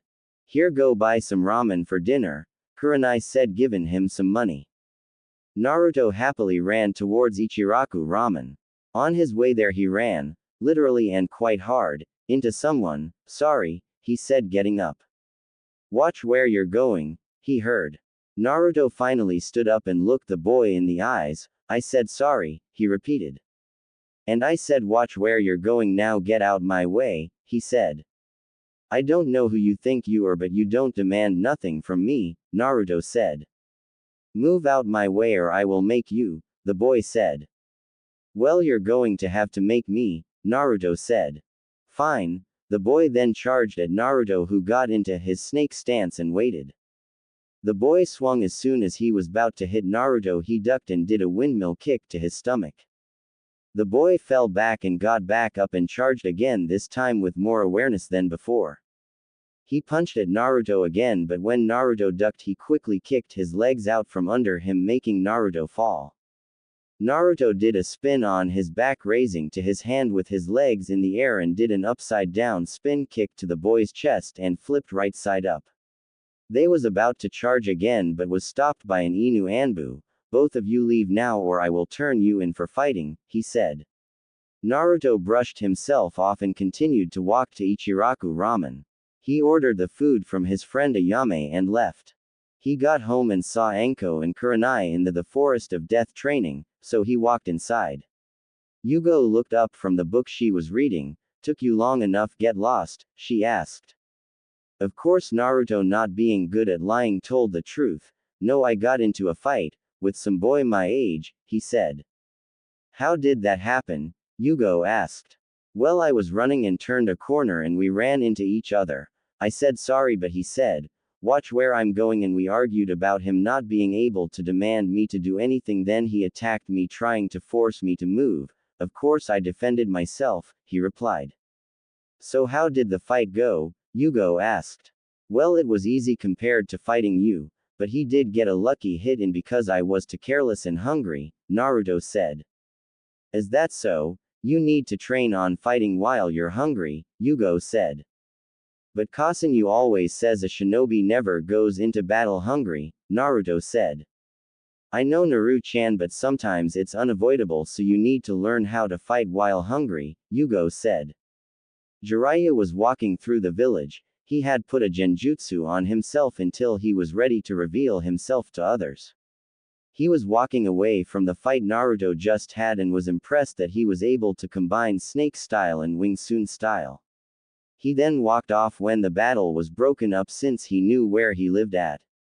He walked to the training ground to see if anyone was there and found a girl there training by herself and walked up to hello there, he said.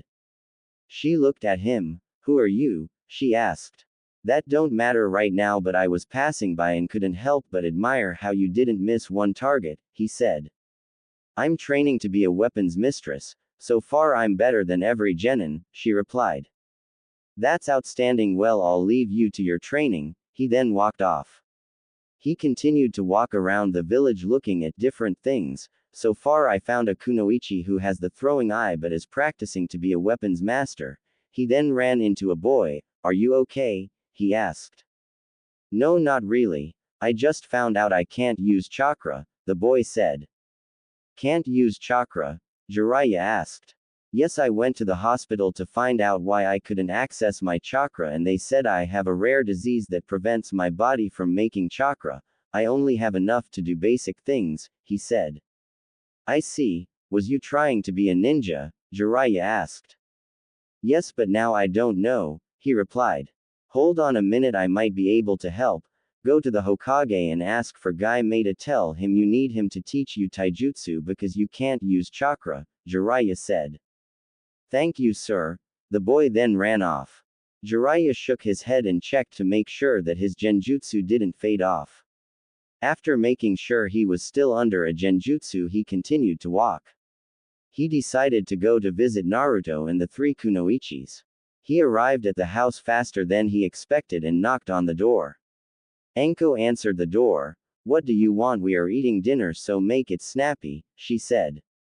Who is that, Anko? Yugo yelled. Some old guy, Anko yelled back. I don't want to be discovered just yet, can I please step inside and I will take my genjutsu off, he said. Anko looked at him for a few minutes. Make it quick, and if you're not someone important you're going to find yourself in the hospital, she said. Jiraiya thought for a minute. Good deal, he said. He walked in and waited until Anko shut the door and took the genjutsu off. Anko looked at him for a minute. You're my Tem-sensei teammate, ain't you? She asked. Unfortunately I am, he said. Yugo Kurenai, get in here, Anko yelled. The two walked in the living room. What, Anko? They said. Look who decided to visit, she said, pointing to him. They looked at him. What took so long to come visit him, pervert? Kurenai asked. I wanted to wait until the right time, he responded. So basically you wanted to spy on females? Yugo asked. Well, yay, but I also had my reasons for not coming back and they didn't involve him. I didn't leave on good terms with sensei or the council, Jiraiya said. Yay, my food is getting cold, Anko said, walking in the kitchen followed by the other three. I get no respect, Jiraiya thought. Kasen, who is the Jiji? Naruto asked. Jiraiya, your Otusan sensei, Anko said. So that's what Minato looked like as a 7-year-old, Jiraiya said. Wow, Gaki, and I thought you looked like him as a baby, he added. Naruto just blinked, then shrugged and continued eating. You have anything to teach me, Jiji? He asked. Jiraiya's sweat dropped. Acts just like him he said. Actually he acts more like Kushina, Kurenai said. Well, now that I think about it, I do have some things to teach you, but I'm only here for 6 months, so you better learn fast, Jiraiya said. What you got to teach me? Naruto asked. You will see, but if you can learn everything in 6 months I'll give you the summoning contract to sign, Jiraiya said. I was going to have him sign the snake contract, Anko said. The toad is a family contract and Naruto is next in line to take over, Jiraiya said. Damn, he already learned snake style, Anko said. Oh, don't worry. Him learning that has nothing to do with the contract, it's a family style. But unfortunately contracts don't work that way, Jiraiya said. Yay, now I have to find someone else to sign it, Anko said. I'm sure you will find someone. Now Gaki, is you going to take the challenge? Jiraiya asked. Okay, you better be ready to give me the contract in 6 months, Jiji, Naruto said. What, you're so confident you don't even know what I have to teach you, Jiraiya said. I don't care, I'll learn it in 6 months, Naruto said. Okay, let's make a bet. If you don't learn it all in 6 months, you have to do whatever I saw until you finish learning it, and if you do, not only will you get the contract, but you will also get 3 scrolls full of jutsus I collected during my travels, Jiraiya said. Deal, Gigi, Naruto said. Kurenai, Anko, and Yugo just smiled and shook their heads, knowing from experience that Naruto never lost a bet. You know, I think it's only fair to warn you that he has never lost a bet, Yugo warned. Don't worry, there is no way he can learn everything I have to teach him in 6 months, Jiraiya said. Okay, but you have been warned, Yugo said. 6 months later, Naruto was standing in front of Jiraiya with Anko, Yugo, and Kurenai behind him, all grinning at Jiraiya. Told you he never loses a bet, Yugo said. He not only completed the Rasengan in a month, but increased his speed, strength, and control threefold in 6 months, Jiraiya said, amazed. I also completed that style you wanted me to learn with my rod, finished basic element training, learned to increase my senses, learned your taijutsu style, finished sealing for chunins, and learned to talk with Kyuubi, all like you wanted in 6 months, Naruto said. I know, I was there. I still can't believe you did all that in 6 months, Jiraiya said. For some odd reason, things he can't do always get done if he have a bet on it, Anko said. Well, as promised, here is the Toad contract, hurry and sign it. After Naruto signed the contract, it vanished. Now don't summon a Toad until I officially come back to the village. Here is your 3 scrolls, one is full of lighting jutsus, one with wind jutsus, and one with water jutsus. I collected those 3 types because they are the rarest to have in Konoha, and since you're a wind type, you will put that scroll to good use, but you should try and learn each element, Jiraiya said, then vanished. So Kasen want to learn some jutsus? Naruto asked. No jutsus until after your first year at the academy, you know the rules, Kurenai said, taking the scrolls from him. Yugo took the lighting scroll. Tenten is a lighting element she could use to learn some of these jutsus, she said. Ain't Hinata water? Anko asked. Yes, but it wouldn't be fair to let Hinata learn some but not Naru-chan when they are the same age, Kurenai said. Kurenai, Anko and Yugo walked into the Hokage's office. Can I help you? He said, looking up from his work. Yes, why do you keep trying to send all 3 of us out on missions knowing there are people trying to assassinate Naru-chan? Anko asked. I do missions based on skills needed for them, the third said. So you are putting our son in danger for a mission to get done by one of us when anyone else can do it just as good, Kurenai asked. It's not as it seems, the missions you are sent on are missions that fits your skills, the third said. How? Kurenai asked. The Hokage sighed. Look, all those missions was asked for you specifically. I have tried to make it so at least one of you are still here, but with the council it's hard, he said. What do you mean? Yugo asked. Well, the elders have been trying to get rid of you 3 since you adopted him, so Danzo can take him and train him how he wants, the third told. You let them dictate what missions we get? Anko asked. I have no choice on some of the missions, and they know things about the village that under no circumstance can get out, the third said. Kakashi was walking around bored. He walked past the ramen place and saw Naruto, Tenten, Hinata, Neji, and Hanabi and walked in. Hey Naruto, he said. Naruto turned around. Hello Kakashi, Naruto said. How is training? Kakashi asked. Great. I even won 3 scrolls full of jutsus off a bet, Naruto said. Nice, Kakashi said. Yup. I let Tenten borrow the scroll with lighting jutsus in it since she is a lighting type, Naruto said. You're a lighting type? Kakashi asked her. Yup. I've been training it for about a year.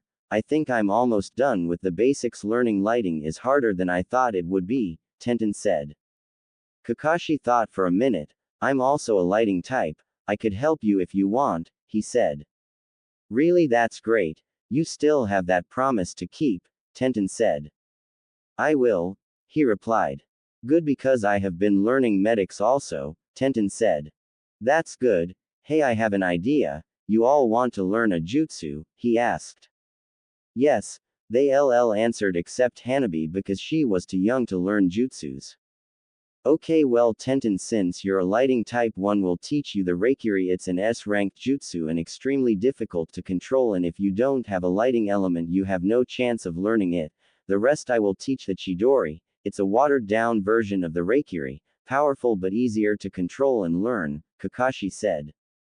How much powerful is the Reikiri then, the Chidori? Naruto asked. Well, in terms of power, the Reikiri is 1,000 times more powerful, Kakashi said. Wow, that's a lot of power. Will I also learn the Chidori? Tenten asked. If you want, but under no circumstance are you to attempt to teach anyone the Reikiri without my permission, Kakashi said. Okay, I promise, Tenten said. Good. Now in order to use them right you all need to become faster, Kakashi said. How fast? Naruto asked. Well, in terms of shinobi styles you need the speed of someone who is taijutsu expert, he replied. How do we get that fast? Hinata asked. Well, there is the natural way of constant training, or you can use weights, which is what I recommend if you plan on learning the jutsu by the time you become genins, he said. Okay, I can provide the weights, we have an extra supply of them, Tenten said.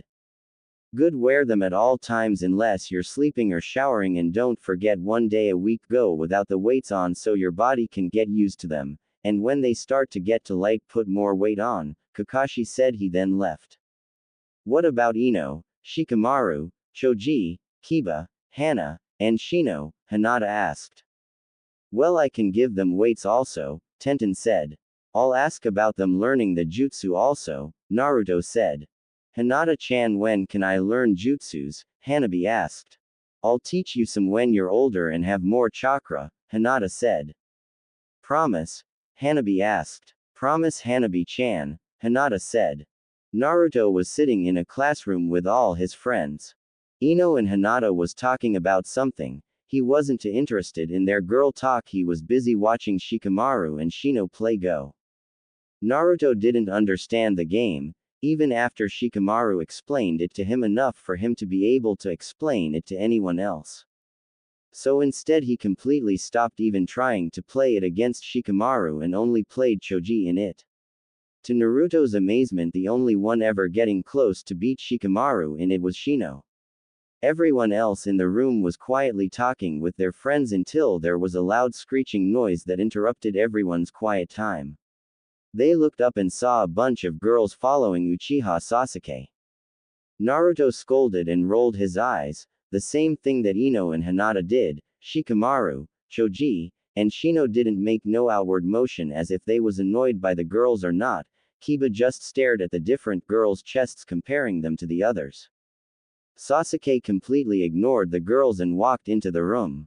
He looked around and his eyes locked with Naruto, who happened to be glaring at him. The temperature in the room dropped a few degrees and everyone took notice.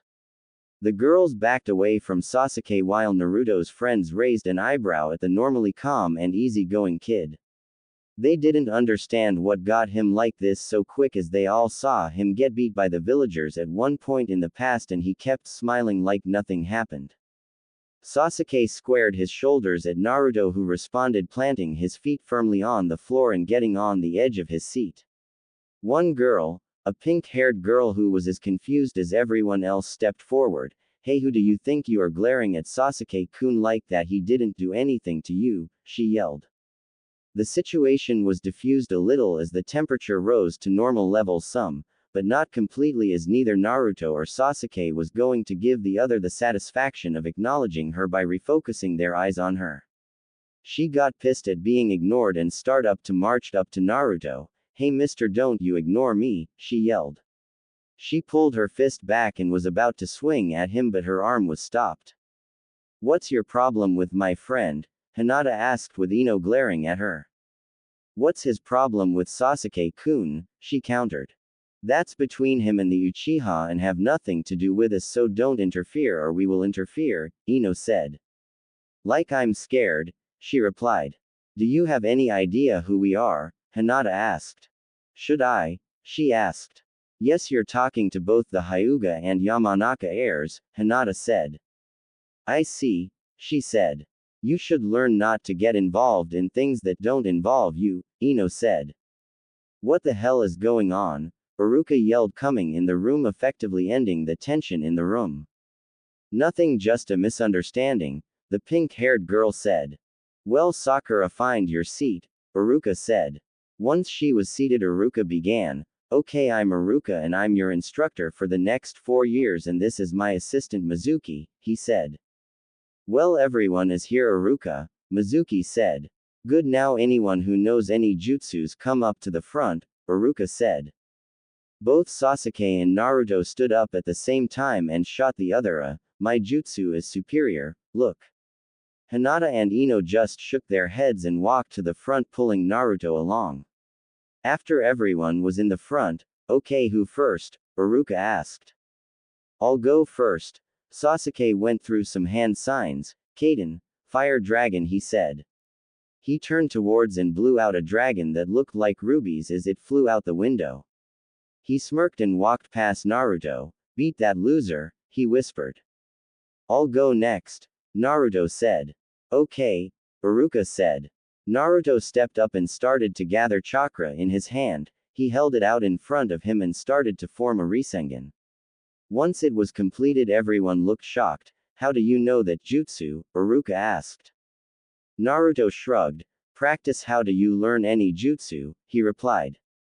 So beautiful, a girl who was sitting in the front of the class said, getting the best look at it. Naruto ended the jutsu and smirked at Sasuke and went to his seat. Hinata did a simple shadow clone. Ino also did a simple clone. Shikamaru took over Iruka with his shadow. Shino did a bug clone. The rest who knew jutsus didn't bother to get up. After the first class, Iruka took the class outside for class sparring. We will have light sparring to see where each individual is in taijutsu and who needs the most work, he said. Any volunteers? Mizuki asked. For some reason everyone stepped back, leaving Sasuke and Naruto to go first. Well, looks like we have our challengers, Iruka said. The two walked to the small boundary and didn't even wait to be told to begin before they attacked each other. They started at a speed that impressed the instructors and most of the students. The ones with no training couldn't keep up with them. They blocked and parred each other first, getting a feel for the other. Then they started to get serious. Naruto got into his snake stance, Sasuke got into his usual Uchiha stance. They attacked each other again, this time not holding back. Naruto swung, which Sasuke ducked under and kicked at Naruto.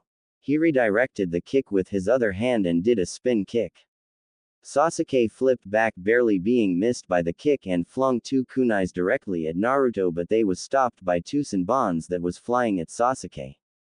The two jumped back and took out a scroll and bit their thumb and swiped blood across the scroll, pulling out a katana and rod which he named Red Punisher. Everyone on the sidelines was looking at the fight with different emotions. Those who knew Naruto wasn't surprised at all, but those who didn't was really surprised. Those who knew Sasuke, which was basically everyone, wasn't surprised at his skills but more by Naruto keeping up with him. But unknown to all of them that the other kids started to come over and watch the match. The two fighters stood looking in each other's eyes. Sasuke had his Sharingan blazing. Naruto's normal cool welcoming sky blue eyes was now cold and deadly and dark. They charged each other with their weapon and exchanged powerful blows. Each blow produced a spark and loud clank. Naruto swung his rod around his body and brought it down with all his might on the spot that Sasuke was standing at. Sasuke quickly jumped to the side and went airborne and came down where Naruto was with the tip of his katana pointed down, ready to put it completely through Naruto. Naruto rolled under Sasuke just as he was about to hit. Sasuke started to reach for all his power. Slowly and unknowingly sparks of lighting started to form from his chakra around his body and katana. Naruto similarly reached for all his power and slowly his wind element started to infuse with his chakra and around his rod. Not long after, both had their respective elements whipping around them and their weapons. Naruto's hair and coat waved in the wind as it went around him. Sasuke's hair dropped down from the lighting instead of sticking up like normal. The two charged again. Naruto grabbed the end of his rod and swung it at Sasuke, who used his katana sheath to block the rod and came around with his katana. Being that he was so far away, all Naruto had to do was lean back a little and the katana completely missed. Sasuke then jumped in the air and brought his katana down in an overhead swing that Naruto barely dodged, but not before he was cut on his cheek. The rest of the momentum blew Naruto back and chunks of rock and debris into the air. Naruto, while in the air, flipped and stuck the end of his robe in the ground and used that as a spring, and after his feet touched the ground he was launched at Sasuke feet first. Sasuke, not having enough time to move, brought his arms over his face to block the kick. Naruto used right foot to push back away from Sasuke after he kicked him, then flipped back into a flip kick that nailed Sasuke in the chin. Naruto then ran at Sasuke as soon as he landed and jumped with his rod over his head, and with the help of his element brought it down, barely missing a dodging Sasuke, which resulted in the ground where Sasuke was to be broken up and sending small pebbles into the air. Naruto stood up and turned towards Sasuke with his robe behind him in his right hand and his left out in front of him waiting. Sasuke stood up and slowly brought his katana around his body in a circular motion, slowly gathering up some his element. He did this a few times before he made a loud yell and brought it down at lightning speed, sending a wave of lighting at Naruto. Naruto's eyes widened when he saw the power gathering in the attack and quickly started to spin his rod in front of him, trying his best to get enough power to match the lighting coming his way. At the last minute, a shield of wind formed and blocked the lighting, causing the two attacks to cancel each other. There was a bright flash, and when the light died down, both Sasuke and Naruto was leaning on their weapon for support, but neither would give up until the other was clearly beaten. Sasuke put his katana in his sheath and pulled both to the left side of his body and bent to the side so that Naruto wasn't able to see his katana handle, getting ready for his final attack. Naruto stood straight up and pulled his rod out of the ground and slowly spent it around his head, gathering up power for what he knew would be his last attack. After he gathered all the power he had left, he dropped his right arm behind him with his rod in it and charged at Sasuke. Sasuke charged at Naruto at the same time. Once the two was close enough, they both unleashed their strongest attack. Naruto flung his entire body, bringing his rod overhead and down at Sasuke, who responded, pulling his katana out with lightning quick speed at Naruto in an across-the-body slash. When both landed on the ground, they stood up as if they knew they won. Then unexpectedly both their weapons fell out their hand and then fell face first onto the ground. By this time the entire academy was out watching, and everyone was amazed by the power and skill they both had. Even Naruto's friends didn't know he had that much power. Even Naruto and Sasuke didn't know they had that much power. Everyone just stared, no one moving. The sound of the two bodies hitting the ground snapped some of them out of their trance. Naruto, Sasuke, Hinata and Sakura yelled, running over to the respective boys, followed by everyone else. Mizuki, get Sasuke, we need to get them to the hospital. I'll take Naruto, Iruka said. Right. Mizuki quickly grabbed Sasuke and the two Chunins left for the hospital. That was the most amazing battle ever, a random academy student said. Hinata, did you know Naruto had that much power? Ino asked. No, I don't think he knew he had that much power, Hinata said. Well, good thing I was able to record this. I'll have copies for everyone by tomorrow, the class nerd said. No, we need at least 3 copies right now, Neji said, walking up. Well, I recorded it also, someone else said. We need 2 more copies, one for both Naruto and Sasuke and another to show the Hokage, Neji said. We have one, someone yelled. Neji looked at him. Are you even an academy student? He asked. No, me and my friends just happened to be looking for something interesting to record when they started their fight.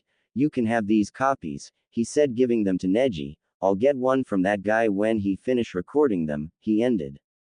Good, let's go. Sakura grabbed Sasuke's katana. We need to get to the hospital, Hinata said. Then everyone in their class plus Tenten and Neji ran to the hospital. Neji gave Sakura a tape to take to Sasuke's room and followed Hinata to Naruto's room. They reached the room and was surprised at how injured Naruto was. In Sasuke's room, Sakura and everyone who came with her was just as surprised. Soon the Hokage, Kurenai, Anko, Yugo, Fugaku, Makoto, and Itachi all came into the hospital. The Hokage told everyone to come into one room. After everyone was in one room except Naruto and Sasuke, he started talking. What happened that got these two in the hospital, both with critical conditions? He asked. Well, I don't know why, but the two don't like each other, and when we first arrived in class there was tension between them, Sakura said. When we went outside for class spars they went first, and well, it's better if you just see it, Hinata said as Neji handed the copy for the Hokage's records to him. You recorded it? He asked, taking the tape. Well, no, but someone looking to pass the time did, Neji said. I see. The Hokage put the tape into the recorder and pressed play. An hour later the battle ended and left everyone who didn't see it in shock, and everyone who saw it was still amazed by their power. When did Sasuke fully develop his Sharingan? Fugaku asked. This morning he didn't. What I want to know is when did he do elemental training for lighting? He had just finished basic fire elemental training last night, and now he looks to have almost complete, if not complete, control of lighting element, Itachi said. That was one of the most exciting fights I have seen in a while, and I didn't even get to see it in person, Anko said. How is Naruto-chan able to control his wind element to such a degree? He only just finished basic wind training a few days ago, Kurenai said. I don't think they did that knowingly, Yugo said. What do you mean? Makoto asked.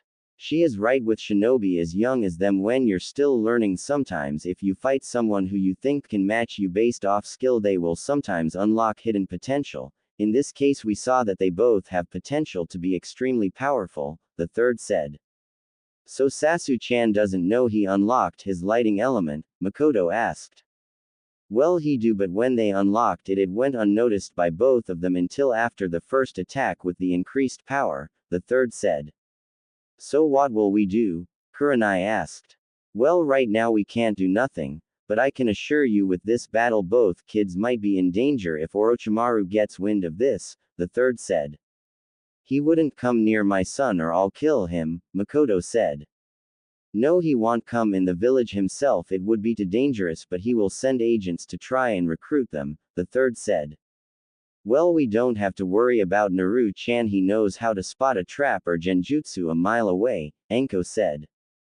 Sasuke is the same. As long as he don't let his anger cloud him, he will be fine and will be able to uncover any trap and genjutsu, Itachi said.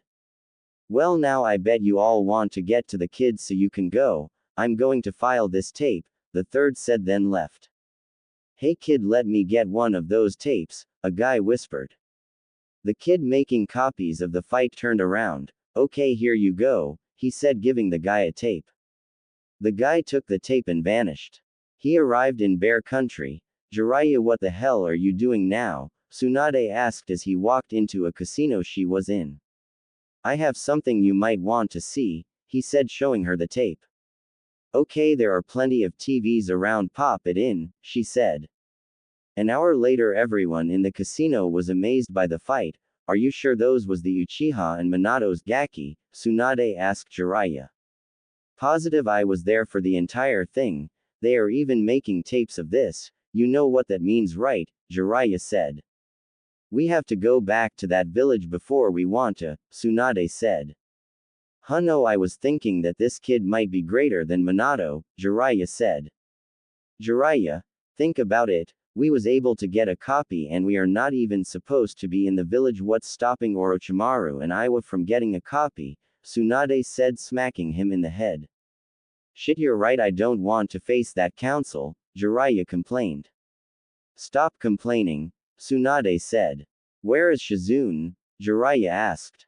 At the hotel. Let's go get her, Tsunade said. Jiraiya got the tape and they went to the hotel. Shizune, we need to go, Tsunade said. Go where? She asked. To Konoha, Tsunade said. I thought we wasn't going there until this kid becomes a genin, Shizune said. I know, but after you watch this tape you will understand, Tsunade said. Shizune watched the tape. That kid looks like the Yondaime, she said. It's his kid, that's why we are going back, Jiraiya said. A few days later the three shinobi and Pig was at the gates of Konoha. As soon as they got to the gate, Tsunade and Jiraiya showed their pass while Shizune showed her apprentice for Tsunade badge. The guard opened the gate and the three immediately went to the Hokage's office. Hey sensei, did you miss us? Jiraiya said, opening the door, and the three walked in. The third blinked. What are you doing back? He asked.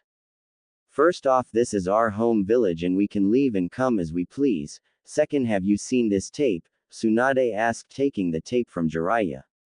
It reached you too. This can't be good, the third said. That's why we are back. You're too old to do what needs to be done, Tsunade said. Tsunade-sama, you shouldn't talk like that, Shizune said. What, I'm telling the truth, Tsunade said. How long are you staying here? The third asked. Don't know. What we want to know is where he is, Jiraiya said. Hospital still, the third said.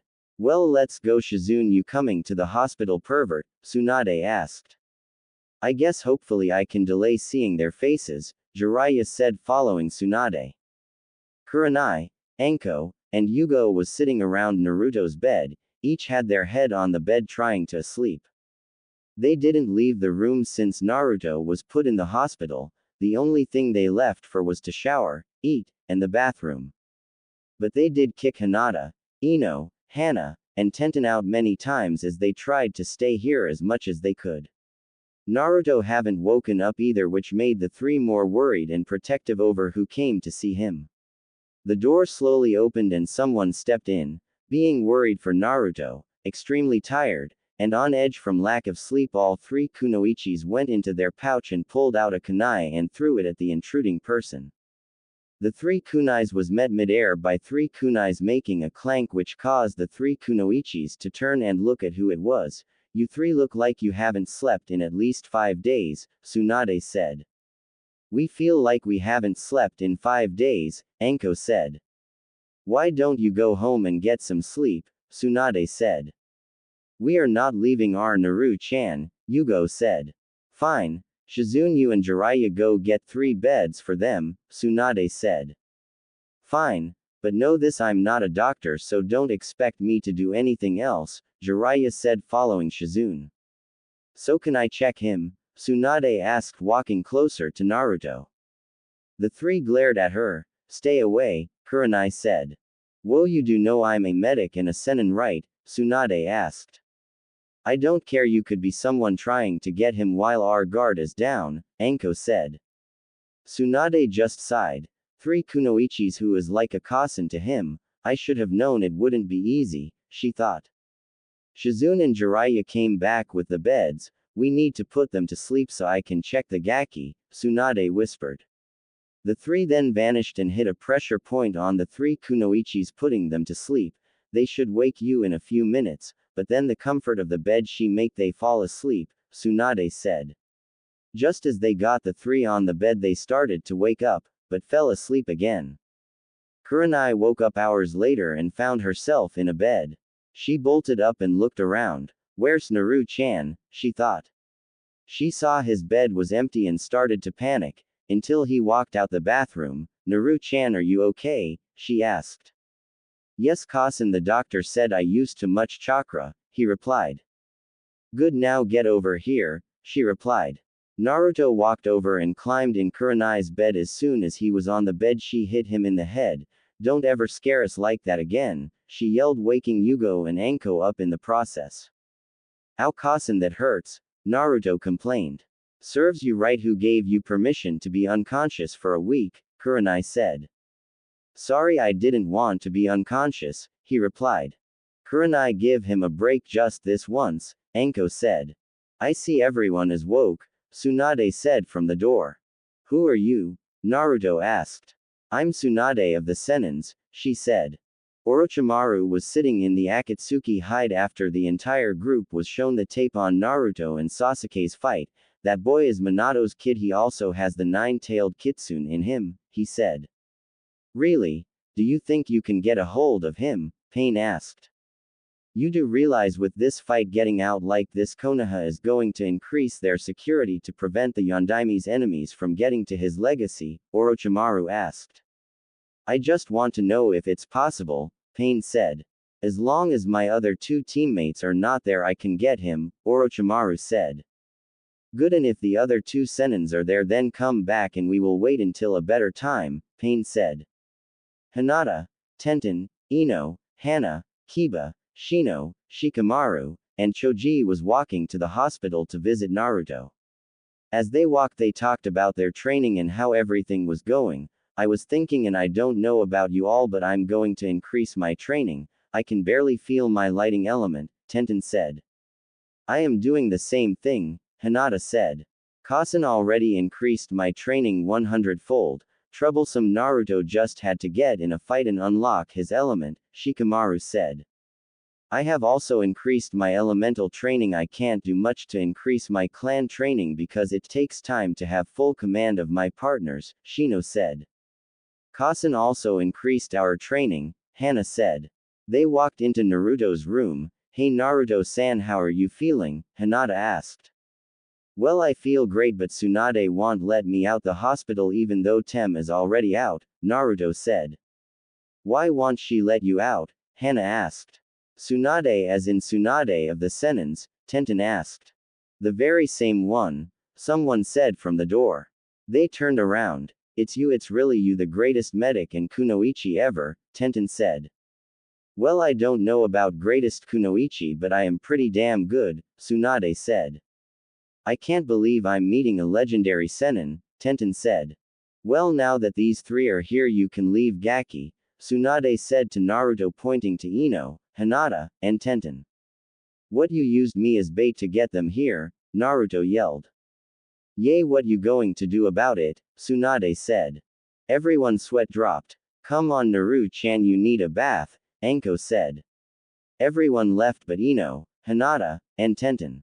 Now you three show me what you learned from those medic scrolls the Gaki told me about, Tsunade said. Iruka was in the Hokage's office. You wanted to see me? He asked. Yes, we need to increase our academy training. For now on don't spend so much time on book stuff. The entire academy will now focus on getting kids who are not from shinobi families caught up with those from shinobi families, the third said. So you want me to focus on everyone who is not from a shinobi background? Iruka asked. Not just you, every instructor will do it, the third said. Jiraiya stood outside the council office. He knew he had to go in there but that didn't mean he wanted to. Besides, Tsunade wasn't here so he still had time to make up an excuse. He looked around and didn't see anyone and started to sneak away. Where do you think you're going, pervert? He heard. Damn it Tsunade, how is it you're the only person ever able to sneak up on me? He said. That's my secret now. Where are you going? You know Sensei wants us at this meeting, Tsunade said.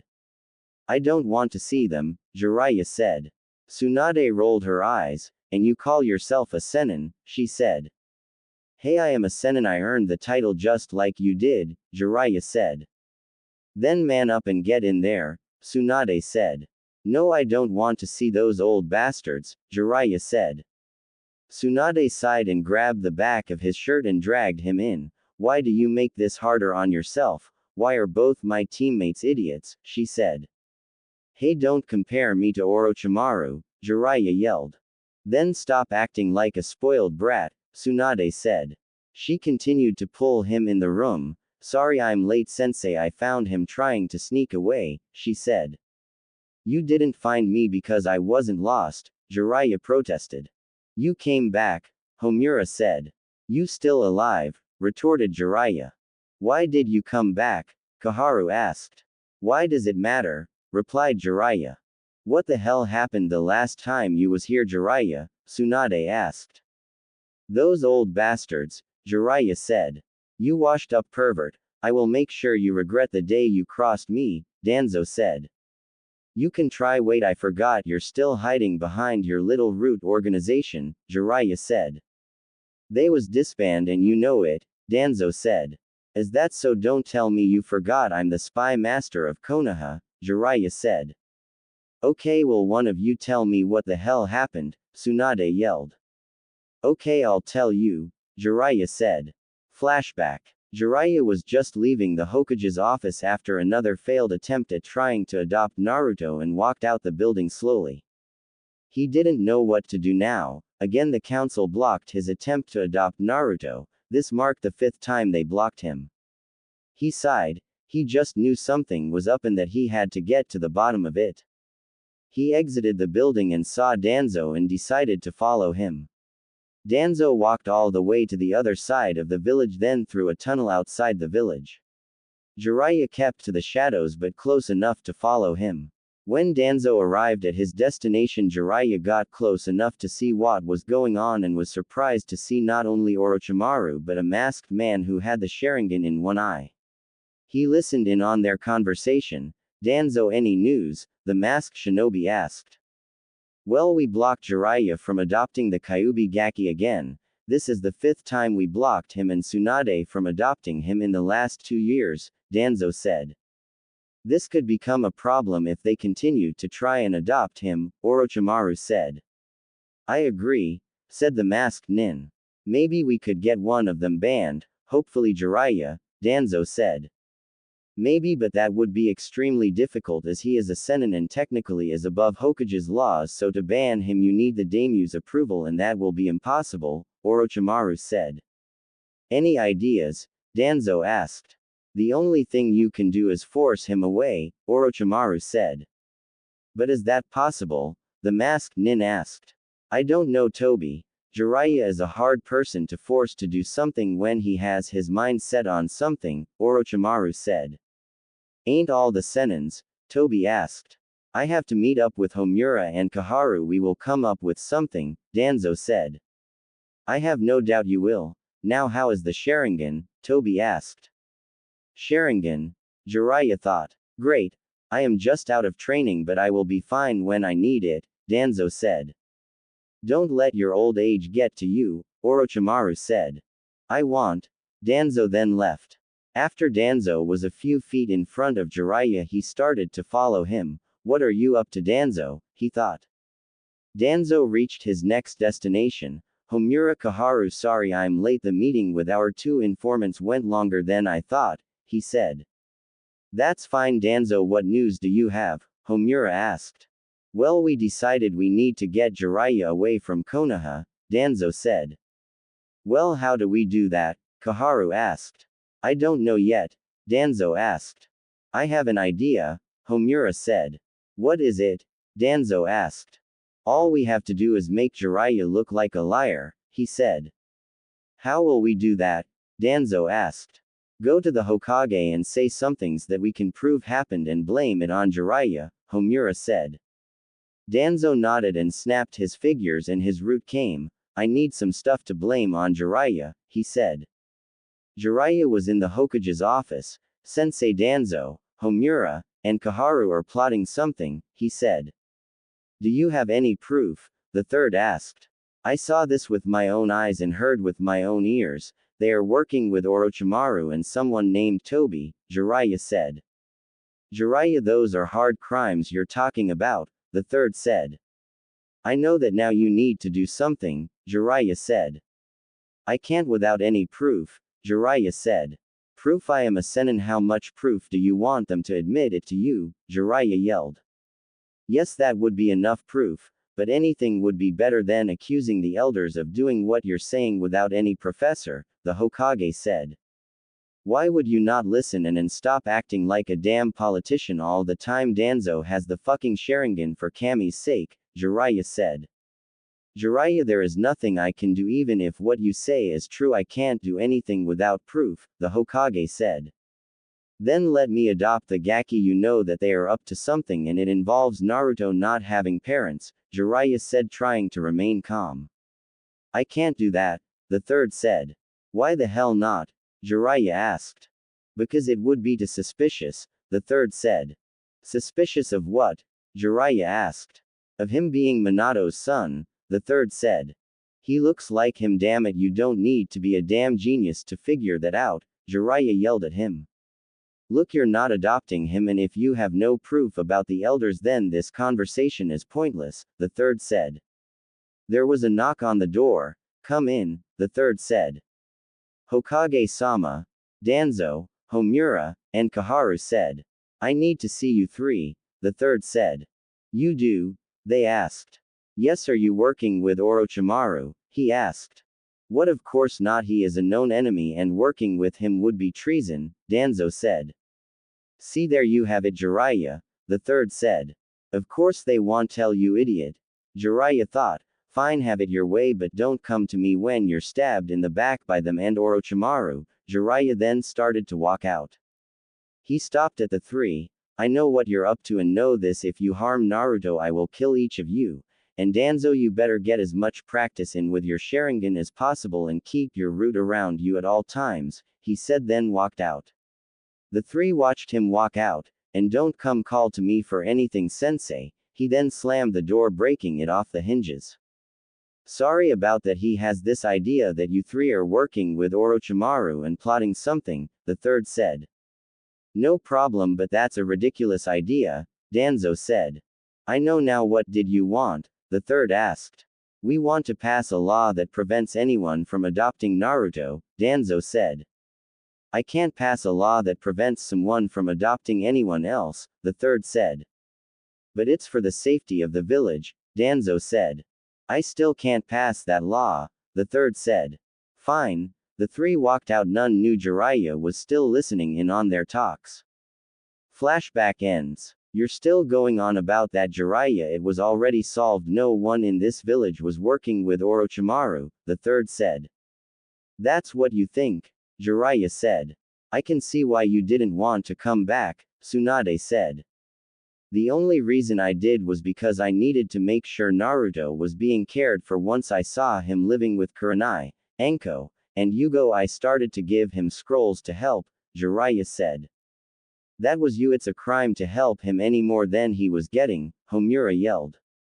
Shut the hell up. No one in this room besides Tsunade can kill me, and even if you had the balls to carry out that threat I would kill you before you even had the chance to complete a jutsu, Jiraiya said. Why would there be a law preventing anyone from helping him? Tsunade asked. I never understood that either. In fact, none of the clan heads was even given a chance to vote for that law, Hiashi said. I was given a chance to vote for it, Fugaku said. Sensei, don't tell me you let them do all this and didn't try and stop them, Tsunade said. It was a vote and that's how it came out, the third said. Half the council didn't get a chance to vote, Jiraiya yelled. Look, it's already happened and nothing we can do about it, the third said. Just like there is nothing we can do about Danzo, Homura, and Kaharu is working with Orochimaru, just like you can't do anything about them preventing us from adopting Naruto, or that you can't do anything about Danzo having the Sharingan, Jiraiya said. What makes you think I have the Sharingan? Danzo said. Besides the fact that I was there when you met with Orochimaru and that Toby guy 7 years ago, I'm not even a medic and I know it is impossible for someone who has as many injuries as you claim you have to be able to walk as good as you can even if you're using a cane, Jiraiya said. What you saying I'm faking my injuries that I got after years of being a shinobi? Danzo asked. I'm saying exactly what it sounds like I'm saying, Jiraiya said. You have no proof and I have the report from my doctor on file if you want me to get it, Danzo said. We all know how easy it is to get a doctor to fake a report if they are working under you, Jiraiya said. Enough, we have business to get to, the Hokage said. Well, get to it without me. I'm leaving, and don't involve me in any of your plans because I won't take part in them, Jiraiya said, then walked out. Tsunade whistled after he left. You really screwed up this time, sensei. He wasn't even this mad when he found out Orochimaru became a traitor, she said.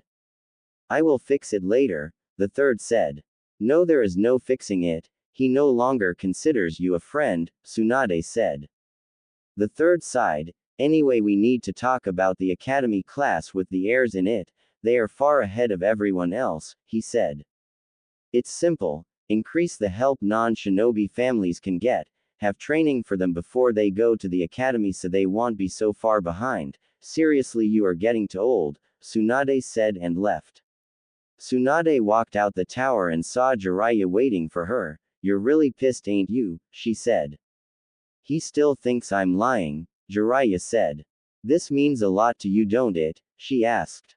He was like a father to both us and he looked at me and basically said I'm lying. How should I feel? He asked. I understand why you're mad. What I don't get is if you knew that something was up, why didn't you take it into your own hands? Tsunade asked. I may be a senin, but I can't take on all of Root by myself. Even with your help we would be overrun, he said. So what will you do? She asked. I'm leaving the Gaki. Don't need both of us and you're on better terms with this village than I am. I'll come back if you ever want me to, he said. Tsunade looked at him shocked. After all you went through to get me back here, you're just going to quit and leave, she said. Jiraiya looked around. Can we go somewhere and talk in private? He asked. Fine, we will go to my apartment, she said. Tsunade locked her door after they walked in and made sure Shizune was gone. Now what's up? Talk to me, Jiraiya. You never run from a problem. Why now? She asked. I don't know. I have did everything I can to help him. Now there is nothing I can do, at least not until he is a Chunin, and I can already see he won't become one as long as Sensei is the Hokage, Jiraiya said. So what are you going to do? She asked again, wanting a full answer from him.